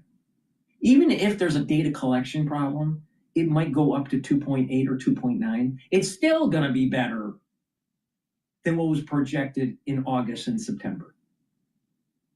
So inflation rate is going down. That's what Trump should have said. Instead, I think he said that the prices are going down. No, it's the inflation rate is going down. But if prices actually if absolute price went down compared to prior periods, you would actually be in deflation. Now, some people would like to hear that. Oh, we want deflation. The reality of the situation is if you have deflation, your home prices go down. Your income level goes down. The contracts that are being renewed by unions go down. Your compensation goes down in a deflationary economy. Remember the Great Depression? The reason why they say depression is because it was deflationary.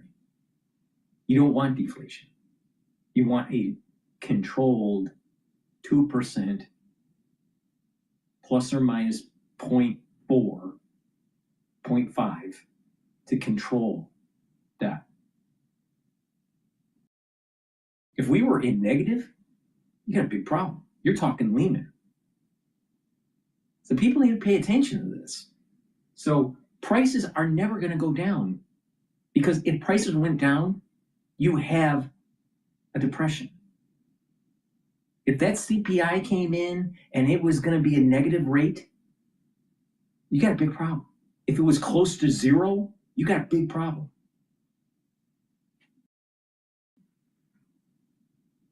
Why doesn't he say this? Oh, Orange Man, bad always. That's why.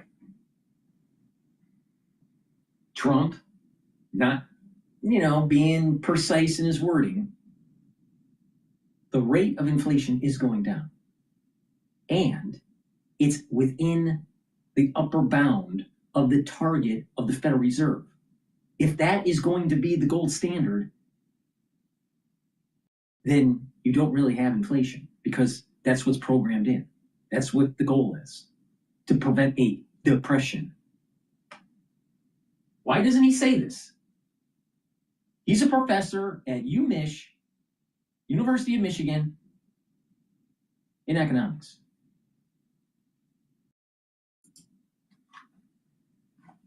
Grocery prices are rising 2.5% to 3%, as everyone at home knows, because we actually go into the grocery store.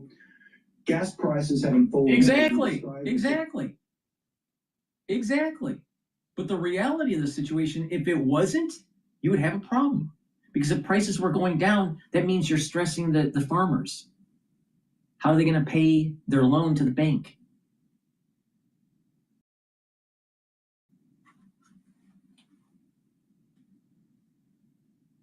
I would like him to explain why a radical price difference going down on groceries is good for the overall economy. Because it's not. And not only that, maybe he should start using my anti-aging protocol so he's not losing his hair.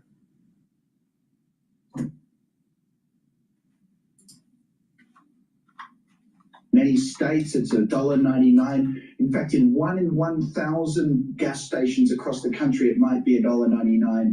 But at the other 999 out of every 1,000 gas stations, it's well above that. That's actually literally precise data. Okay, today it's at $2.90. 1 month ago it was at 3.01. So it's going down. 1 week ago it was at $2.94. 1 year ago, 3.03. It's lower. Now, I trade energy markets regularly. And the barrel of oil right now, as we speak, is trading with a 56 handle. You keep on having a trade below that, you're going to have those energy producers slowly turning the spigot down to burn off the inventory, and then the price of oil is going to start going back up. But right now, you have low energy. You have low energy, all right? It's not at $4 a gallon.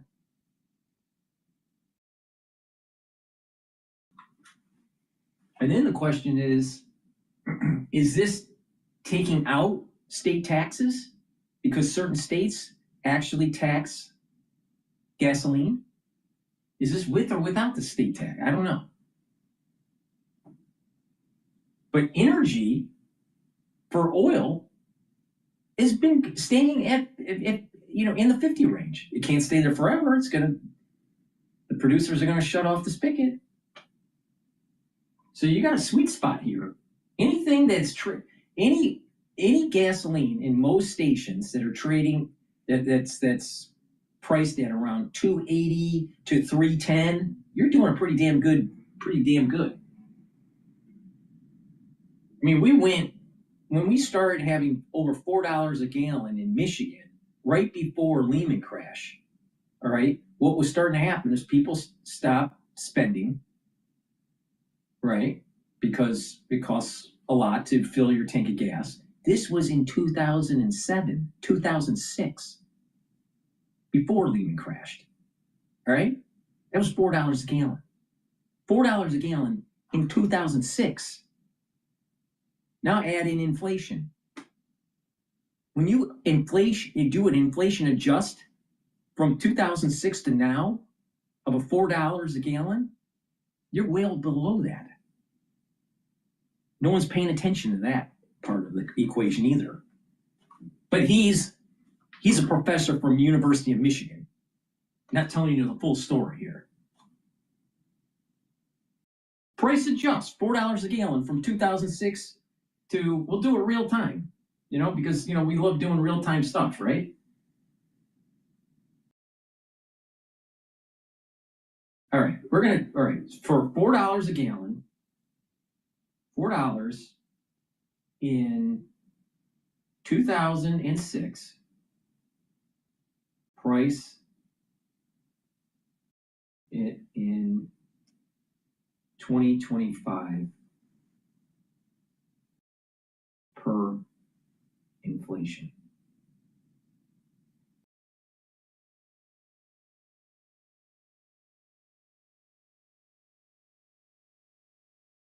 So if you adjust $4 that was going on in Michigan in 2006, it would be trading at $6.41.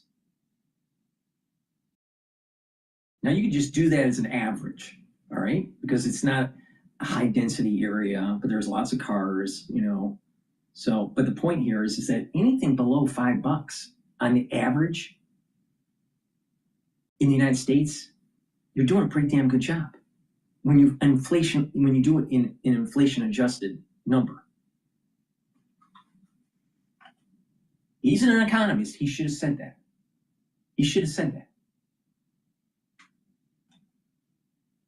And that's the reason why energy is low.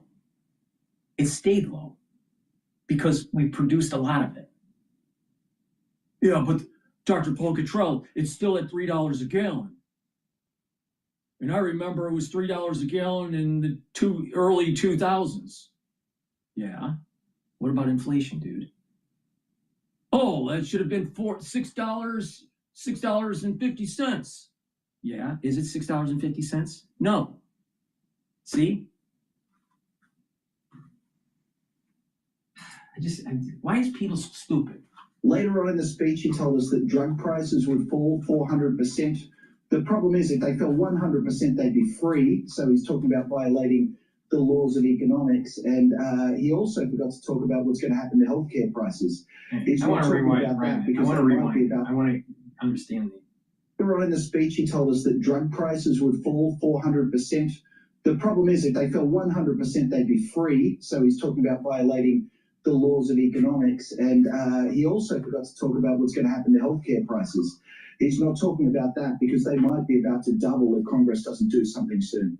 I don't know. He did talk about how much money people are making. Here's what he said about wages. Under Biden, real wages plummeted by $3,000. Under Trump, the typical factory worker has seen a wage increase of $1,300. For construction workers, it's $1,800. For miners, we're bringing back clean, beautiful coal. It's $3,300. And for the first time in years, wages are rising much faster than inflation. Justin, is any of that accurate? It's very hard for me to figure out exactly what numbers they are in real time right now, but none of those magnitudes seem like they make any sense, and I've not seen anyone who's been able to replicate any of them. The president has a habit of making up statistics. What is true is that wages have been growing a little faster than prices, but they've been doing that for a long time now. The harder thing for folks at home is they're not rising at the sort of levels that you would really hope for in a time like this. It's interesting, this was the only point at which the president spoke about the labor market. What he didn't do is mention the fact that we've had literally no job growth since April, since the Liberation Day tariffs. He didn't mention the fact that unemployment has risen from 4% to 4.6% through this second term. And he didn't mention that that's the sort of change that would normally lead. I thought it was 4.7%, but all right. I'm pretty sure it's 4.7. We'll start to wonder, are we in a recession? All righty, let's listen to Ratner. In HR, you need something more than doable. You need something powerful. You need adaptable, scalable. Former Treasury official. Before we do that, please go to my store, the-studio-reykjavik.com, and get the Boomer Boost. This will target multiple systems. Help with brain function, help with your cardiovascular health, help with musculature, rev up your energy levels and your metabolism, help with controlling A1C levels. And if you take this every day, you are going to slow down the aging process, boost up your immune system and your endocrine system. Very important. Once you start taking this, within 72 hours, you're going to start feeling the effects. What you'll notice is that you'll have lots more energy. It's a steady burn of energy throughout the day.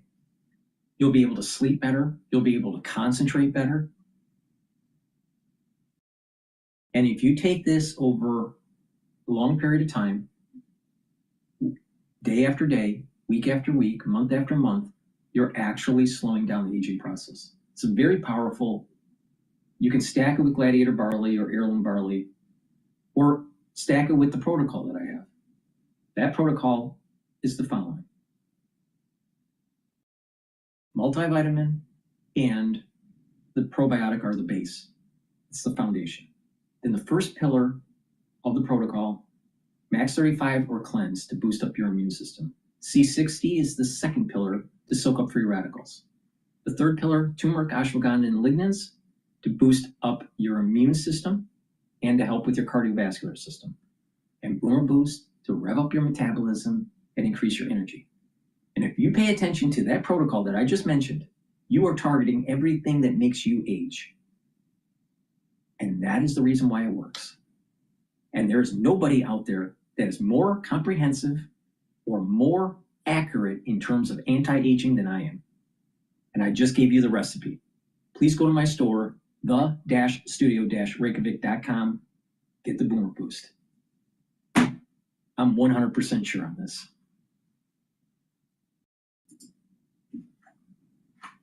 Morning, Joe, economic analyst Steve Ratner. Steve, good morning. We've got your charts in just a moment, but first, you were watching the speech last night along with us, and you had a couple of more fact checks. Yeah, look, I think you guys did a great job on the fact checking. Things like his inability to do percentages, no matter how many times we point out to him, you can't have 500% declines, but whatever. But yeah, a couple other things. First, on the deficit, he said that Congress had looted trillions from the Treasury, presumably under the Biden administration. If you look at his one big beautiful bill, it would explode the deficit, take it from maybe $1 trillion to $2 or even $3 trillion. So he's going to be looting the Treasury to a far greater extent than any of them did. He said that we were dead when the economy was dead when he came into power. The fact is the economy will grow more slowly this year than it did in the last year of the Biden administration by a substantial amount. So I don't know how you quite reconcile that. He said wages are up. They are up for people at the top. They're actually down in real terms for people at the bottom. And that's also a contrast to the Biden administration when. For the investor class, there are more millionaires that have been created under the Trump administration, newly minted millionaires under Trump than under Biden.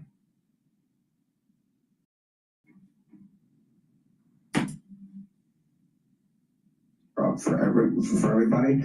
And then on jobs, it was interesting. All he said on jobs was that 100% of jobs were created in the private sector last year.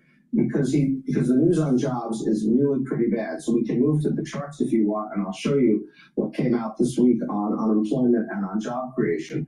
So on unemployment, jobs ticked up to unemployment rate ticked up to 4.6%, and that's up from 3.4% in April of 2023 under the Biden administration. So you've had jobs, unemployment up here, the highest it's been since 2017. If you look at a couple of the subcategories of unemployment, one thing I noticed in these numbers is black unemployment. Black unemployment is historically higher than white unemployment, but it has been spiking up this year to 8.3%, again, the highest it's been in almost a decade. And this is an interesting phenomenon. And then youth unemployment, we've talked about this before, but the news just keeps getting worse. 10.6% of people 16 to 24 who are looking for jobs are unemployed, again, the highest in many, many years. So there's nothing really good happening here. And why is that? Because we're not creating that many jobs. We created 64,000 jobs last month, well below the amount you need to keep a growing labor force employed. But even more interestingly, Chairman Jay Powell of the Fed said a week ago that he thinks the jobs numbers in recent months have been overstated by as many as 60,000, not through any kind of malfeasance, but simply quirks of the statistical methods. He's got his own set of economists who look at this thing. If that's true, then the average number of jobs created over that period of time is actually negative. We actually would have lost almost 50,000 jobs a month during this period of time. And you compare that to the pre-COVID average, when we were adding 170,000 jobs per year. And so there's really nothing good happening on job creation and therefore on unemployment. As we look where the jobs have been created, Steve, to your second chart, looking at the healthcare sector leading the way by a pretty big margin. Yeah, this is also interesting because Trump is trying to bring back the manufacturing industry, the sort of core businesses that he thinks contribute to economic growth. But the picture so far, anyway, is quite different. Healthcare really has been far and away our biggest source of job creation. We do need more healthcare, and therefore we need more people. But these are not big reason for jobs. this is the aging population, the baby boomers. They're going to need additional care at the physician or specialty level, and then as they age and go into nursing homes and hospice, that care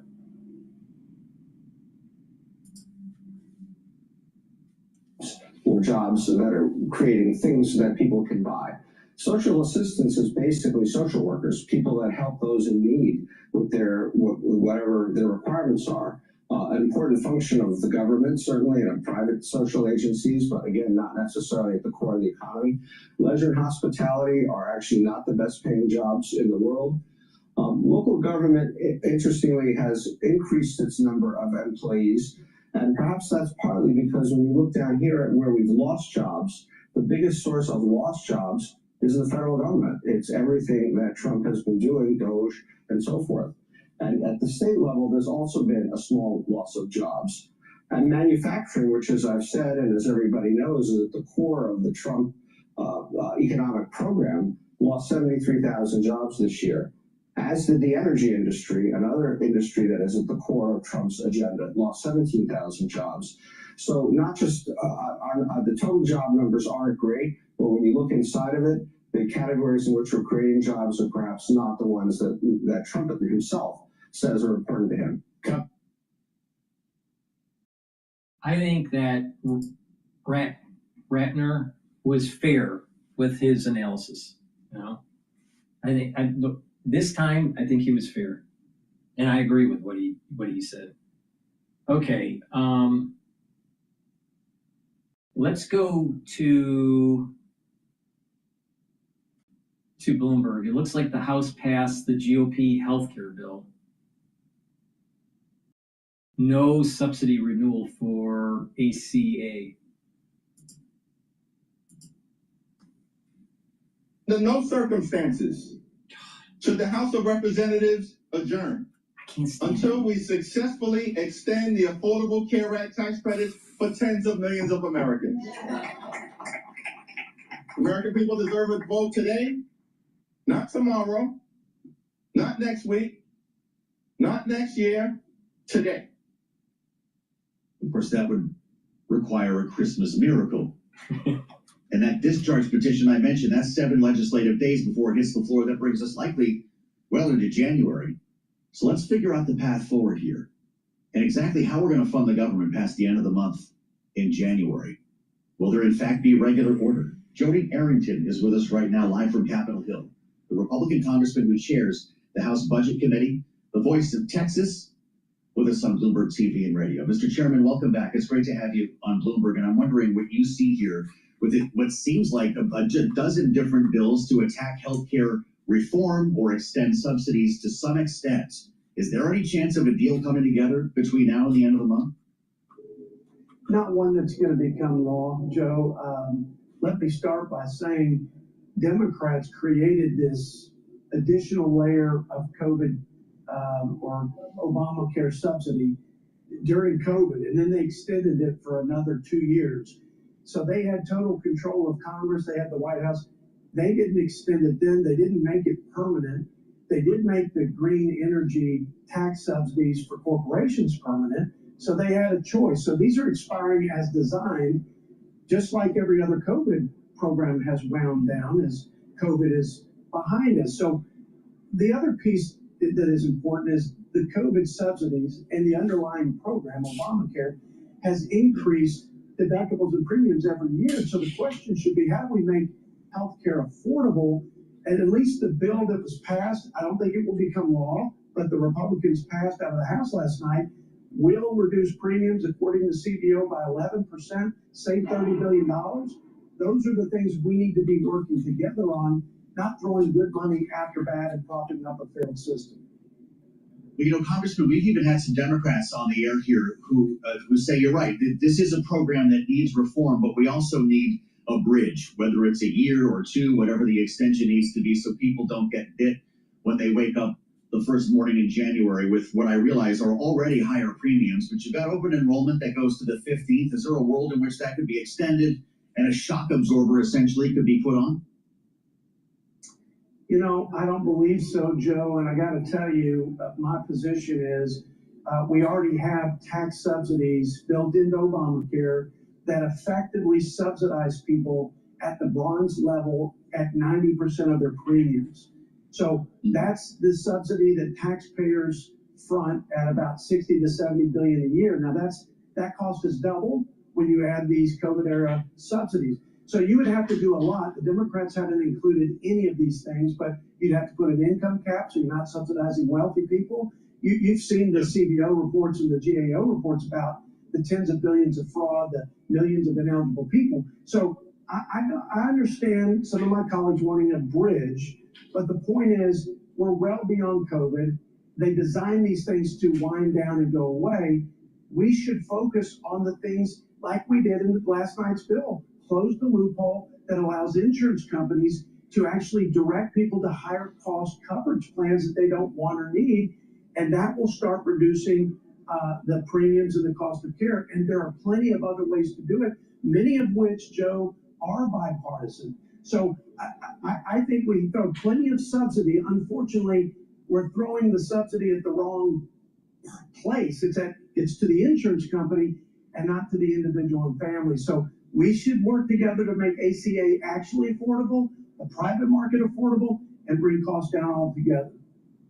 You saw the Republican bill in the Senate, inspired by Senator Bill Cassidy, that features health savings accounts. Mr. Chairman, is that an idea that we should be considering in the House? Absolutely. We actually we expanded health savings accounts in the big, beautiful bill that passed.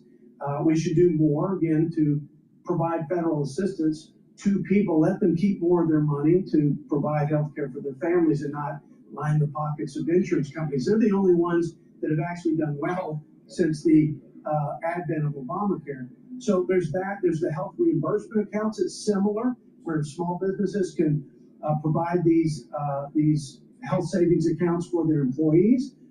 That there are things that we're doing now that are just plain ridiculous. We're paying hospitals more for the same outpatient procedures that we pay physician groups to do.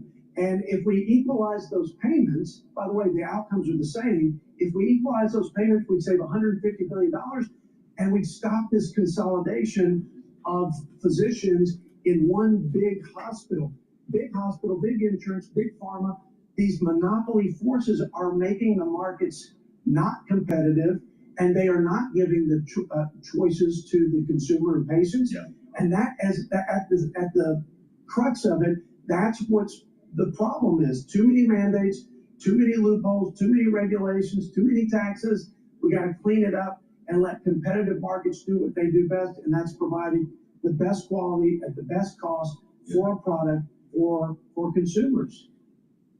You're the chairman of the Budget Committee. Of course, Congressman, what are we in for here when you come back in January? Because there seems to be a little bit louder talk, and I realize Chuck Schumer was very clear he doesn't want a government shutdown, but there's talk about sleepwalking into a shutdown again with a lack of trust between Democrats and Republicans. Maybe we want to park that over here from now, because I know that you're hoping to see regular order come. Let me just interject really quick. Please go to my store, get the resveratrol. This will help with the youthful gene expression, get rid of cells that are in senescence, and help the health of the mitochondria. You'll have more energy. This stacks really well with C60. Now, when you take resveratrol, it'll help also the basal layer of your skin, so your skin will improve. This is part of the reason why you look younger when you take resveratrol. I've been taking resveratrol for decades. Make sure that you take it every day, especially with C60. It's a big, beautiful bill. Let's do it to make healthcare affordable. Not just lower taxes, not just better energy policies, not just cutting spending so we can actually reduce the pressure on the higher prices and inflation. Let's make healthcare affordable. That will bring costs down, make life more affordable, cost of living will go down, things will get better, but healthcare's got to be addressed, and I think the only way to do it, Joe, unfortunately, because I think it's better when we can work together, but we shouldn't apologize for using reconciliation and having taking a unilateral approach as Republicans if we believe in our policies, and I certainly do. Well, it gives us a bit of a sense of where we're heading in the new year. Mr. Chairman, it's great to have you back. Thanks for being with us. He's chairman of the Budget Committee in the House, Jody Arrington of Texas. On this CPI day, I know you're having trouble following the data. Everyone is right now because it's dropping at various times still because of the government shutdown, the longest in history. And we don't even have a complete view. Not all the data were collected here, but we've got a number for November on inflation in this country. Dare I say affordability? The president talked about it a lot last night, and what we have here is the headline he was hoping to read. Core CPI easing to a 4-year low in shutdown-impacted report. First person we wanted to call today was Liz Pancotti, the Managing Director of Policy and Advocacy at the Groundwork Collaborative. She's been digging through the numbers since 8:30 this morning, with us now live on Bloomberg TV and radio. Liz, it's great to see you. Do the numbers, when you look under the hood, fulfill the headline? You know, it's tough to see what we're looking at under the hood today, given the missing data that we've got from BLS, given the effects of the government shutdown. It feels a little like we are flying blind. You know, the headline number ticked down a little bit. I assume the president had seen that by the time he gave his primetime speech last night. But when we look under the hood, there is a little bit of funny business going on. For one, the BLS imputed zeros for shelter inflation in October, giving missing data. Unfortunately, as a result of that and some other collection issues, we probably won't have a really solid, accurate accounting of inflation until probably the April print as things iron out. And so I think as the Fed looks at this ahead of their January meeting, I think we're probably set to really look at that January print for December data and potentially even into February with that January data to see things iron out. What worries you in here? I know the core number impressed a lot of people. Markets are feeling pretty good about it. Talking about a rate cut in January, but you're still looking at beef prices up 21% in November, coffee up 19%, banana prices up 7%. Real people buy this stuff, right? Yeah, that's right. I think especially as we head into the holidays here, we are really seeing grocery prices affect people. Utility bills are up, energy is up 6.9%. I think those pressure points in the winter are always a little bit tougher given, large holiday gatherings and high heating bills, especially in the colder regions, the Northeast and the Midwest. Those are really going to take effect on people. At Groundwork, we had analysis out just 2 weeks ago that showed that popular holiday gifts are up 26% this year, given so many of those are imported from China and tariff rates are just really high. So while the headline number, might seem a little bit optimistic, as we look at what expectations are, the New York Fed's November survey, Conference Board data, University of Michigan, all of those are showing that American families don't feel like relief is coming. So does the market have this right about January, or does the Fed need to see more? I think the Fed will want to see more. I think given the missing data, we'll see where PCE comes in and what was imputed for that. But just given the lack of data we have for October, November, I think the Fed is going to want to see things iron out a little bit more. Also with the labor market ticking, the unemployment rate ticking up earlier this week, I think that the combination of those things will probably see the Fed hold off in January to get a little bit more information under our belts. Additionally, I think as part of the price collection for November, a lot of that data was collected during Black Friday sales and other promotions. And so just waiting to see what price decreases or lower price increases stick. I think the Fed will want a little bit more information before making a policy move. You stay up late to watch the president last night, Liz? I did, though it wasn't a very long speech. As you said, we're running on a speedboat, I think, a couple minutes ago. That it was a speech on a speedboat, but he talked a lot about what you and I are talking about. And in fact, ran through prices. He had Thanksgiving turkey down 33%, eggs down 82%. He said everything else is falling rapidly. Here's a sense of the president in his primetime address. We're bringing our economy back from the brink of ruin. Wages are rising much faster than inflation. There are more people working today than at any time in American history. 1,450,000 military service members will receive a special, we call warrior dividend before Christmas. I'm also taking on the gigantic health insurance companies. I will announce some of the most aggressive housing reform plans in American history.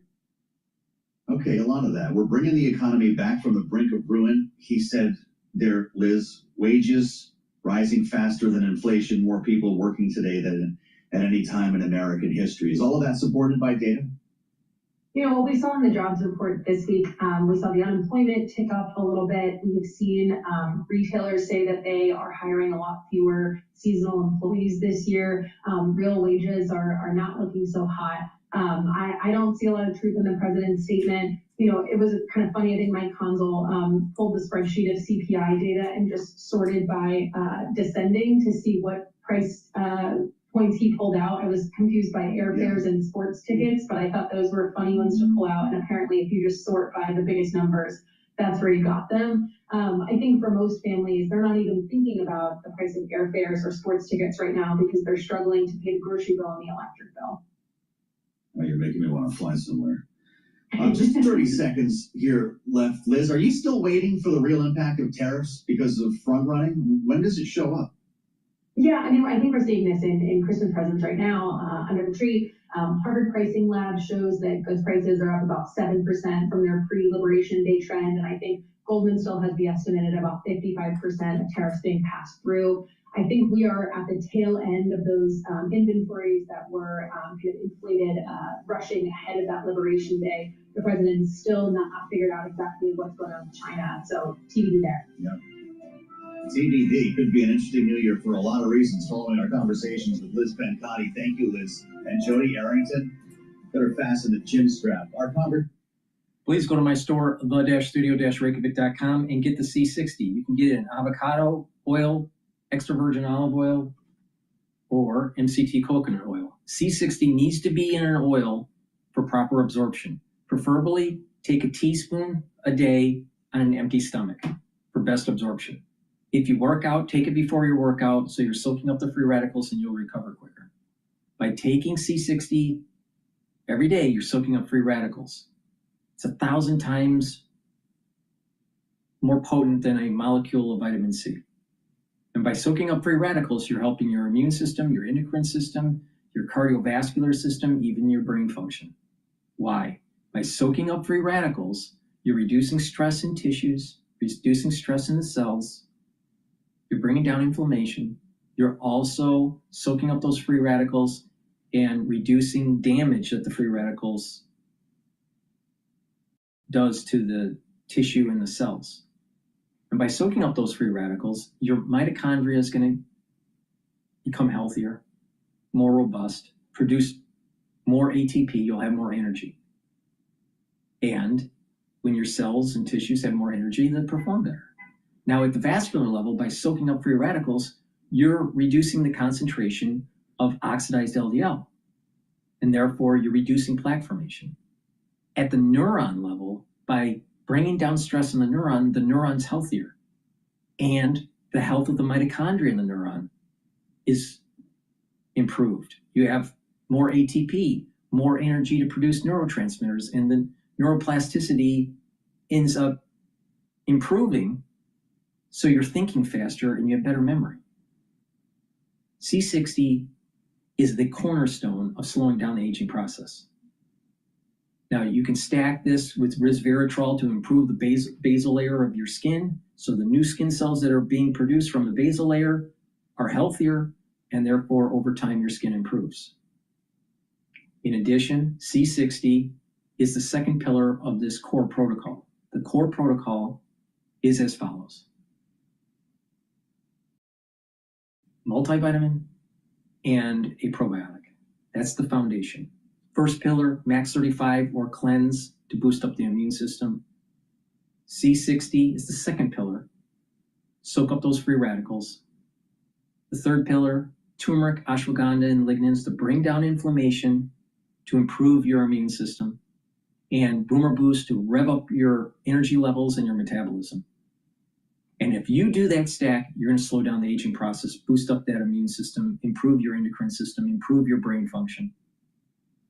And if you pay attention to what ages you, you are targeting all those points, pressure points, and you're slowing the aging process. This protocol that I have is the most comprehensive anti-aging protocol that's affordable anywhere. No one is more comprehensive on this than I am. Nobody. Please go to my store, the-studio-reykjavik.com, and get the C60. All righty. Let's listen into Bloomberg. So all day long here at Bloomberg, we have got stocks advancing. The Dow, the S&P, NASDAQ solidly in the green. CPI Thursday. We've got NASDAQ up now by 1.8%, higher by 407 points. Data showing inflation cooled last month, igniting a stock and bond rally. Right now we have got the S&P up 74, up 1.1%. Dow Industrials up 213, up by about 0.5. NASDAQ 100 index up 1.9%. 10-year at 4.12% with a 2-year, 3.47%. Spot gold down $5 the ounce, 43.33, down 0.1%. And West Texas Intermediate crude oil up 0.9%. WTI 56.45 a barrel. Bitcoin up 0.6%, 86,450 now on Bitcoin.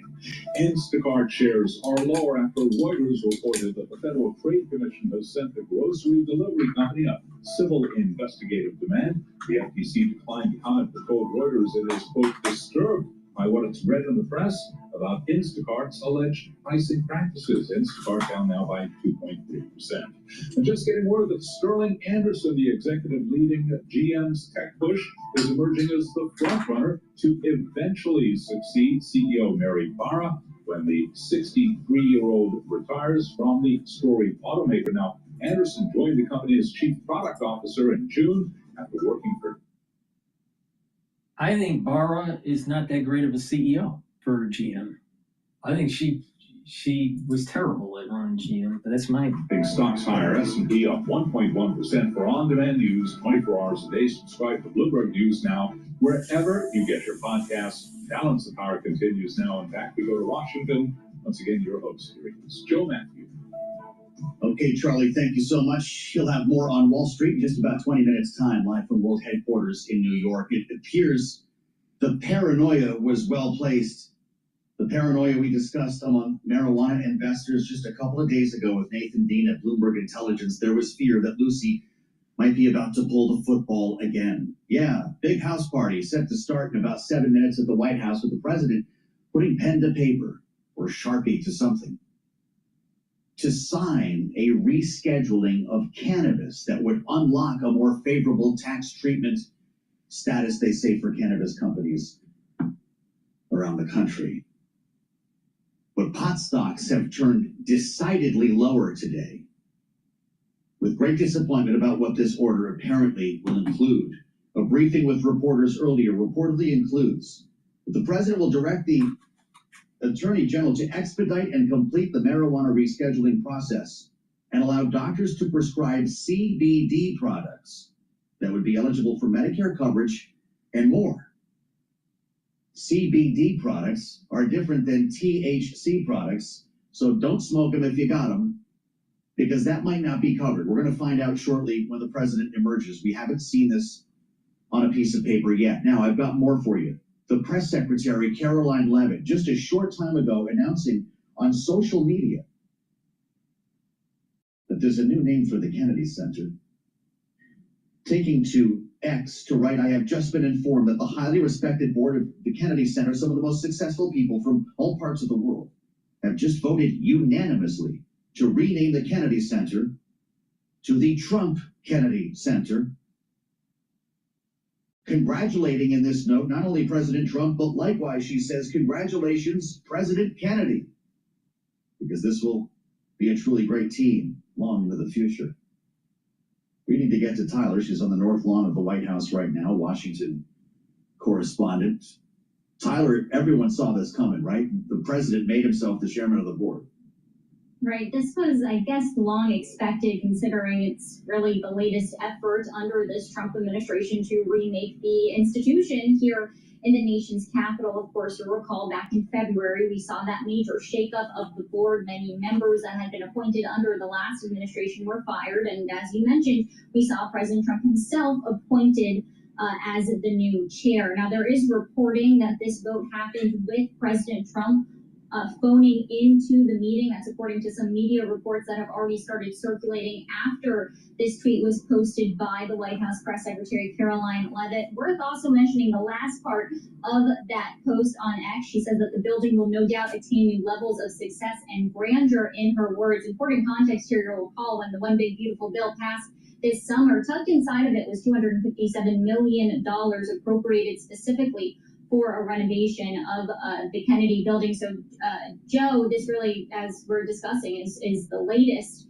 in what has been a series of steps this year, both with the institution itself, but of course the backdrop that this is in the nation's capital. And President Trump has tried to assert his authority here in the nation's capital, including when it comes to the National Guard and crime and working with the local government. We've, of course, seen ticket sales impact.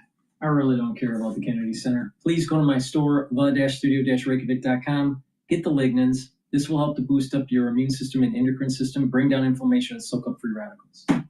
Ashwagandha root controls the cortisol levels and your blood glucose levels, brings down inflammation. Turmeric brings down inflammation and soaks up free radicals. Now, when you stack these together, magic happens, all right? When you stack them together, you're going to improve your immune system and your cardiovascular system. You're going to prevent further plaque buildup. By bringing down inflammation and soaking up free radicals, you're also helping the health of your neurons. So there's added benefit to this. Boost up that immune system, bring down that inflammation, slow down the aging process, okay? It's especially important to take this during the winter season to boost up that immune system. Please go to my store, get this stack, and add it to some of the other supplements that I've mentioned, including the core protocol. Now, you pay attention. If you listen to me during this broadcast, and many of the broadcasts I do, I have just given you the recipe to slow down the aging process. And you won't need as much reliance on allopathic medicine. When you get into your geriatric years, you're going to have more vitality, more longevity. You have to invest in your own body because no one else will. And when you do start having a problem and you go to a doctor, you'll start to realize they can't solve it. They can treat it, but they can't solve it in most cases. So you can either take my advice or don't take my advice. It's up to you.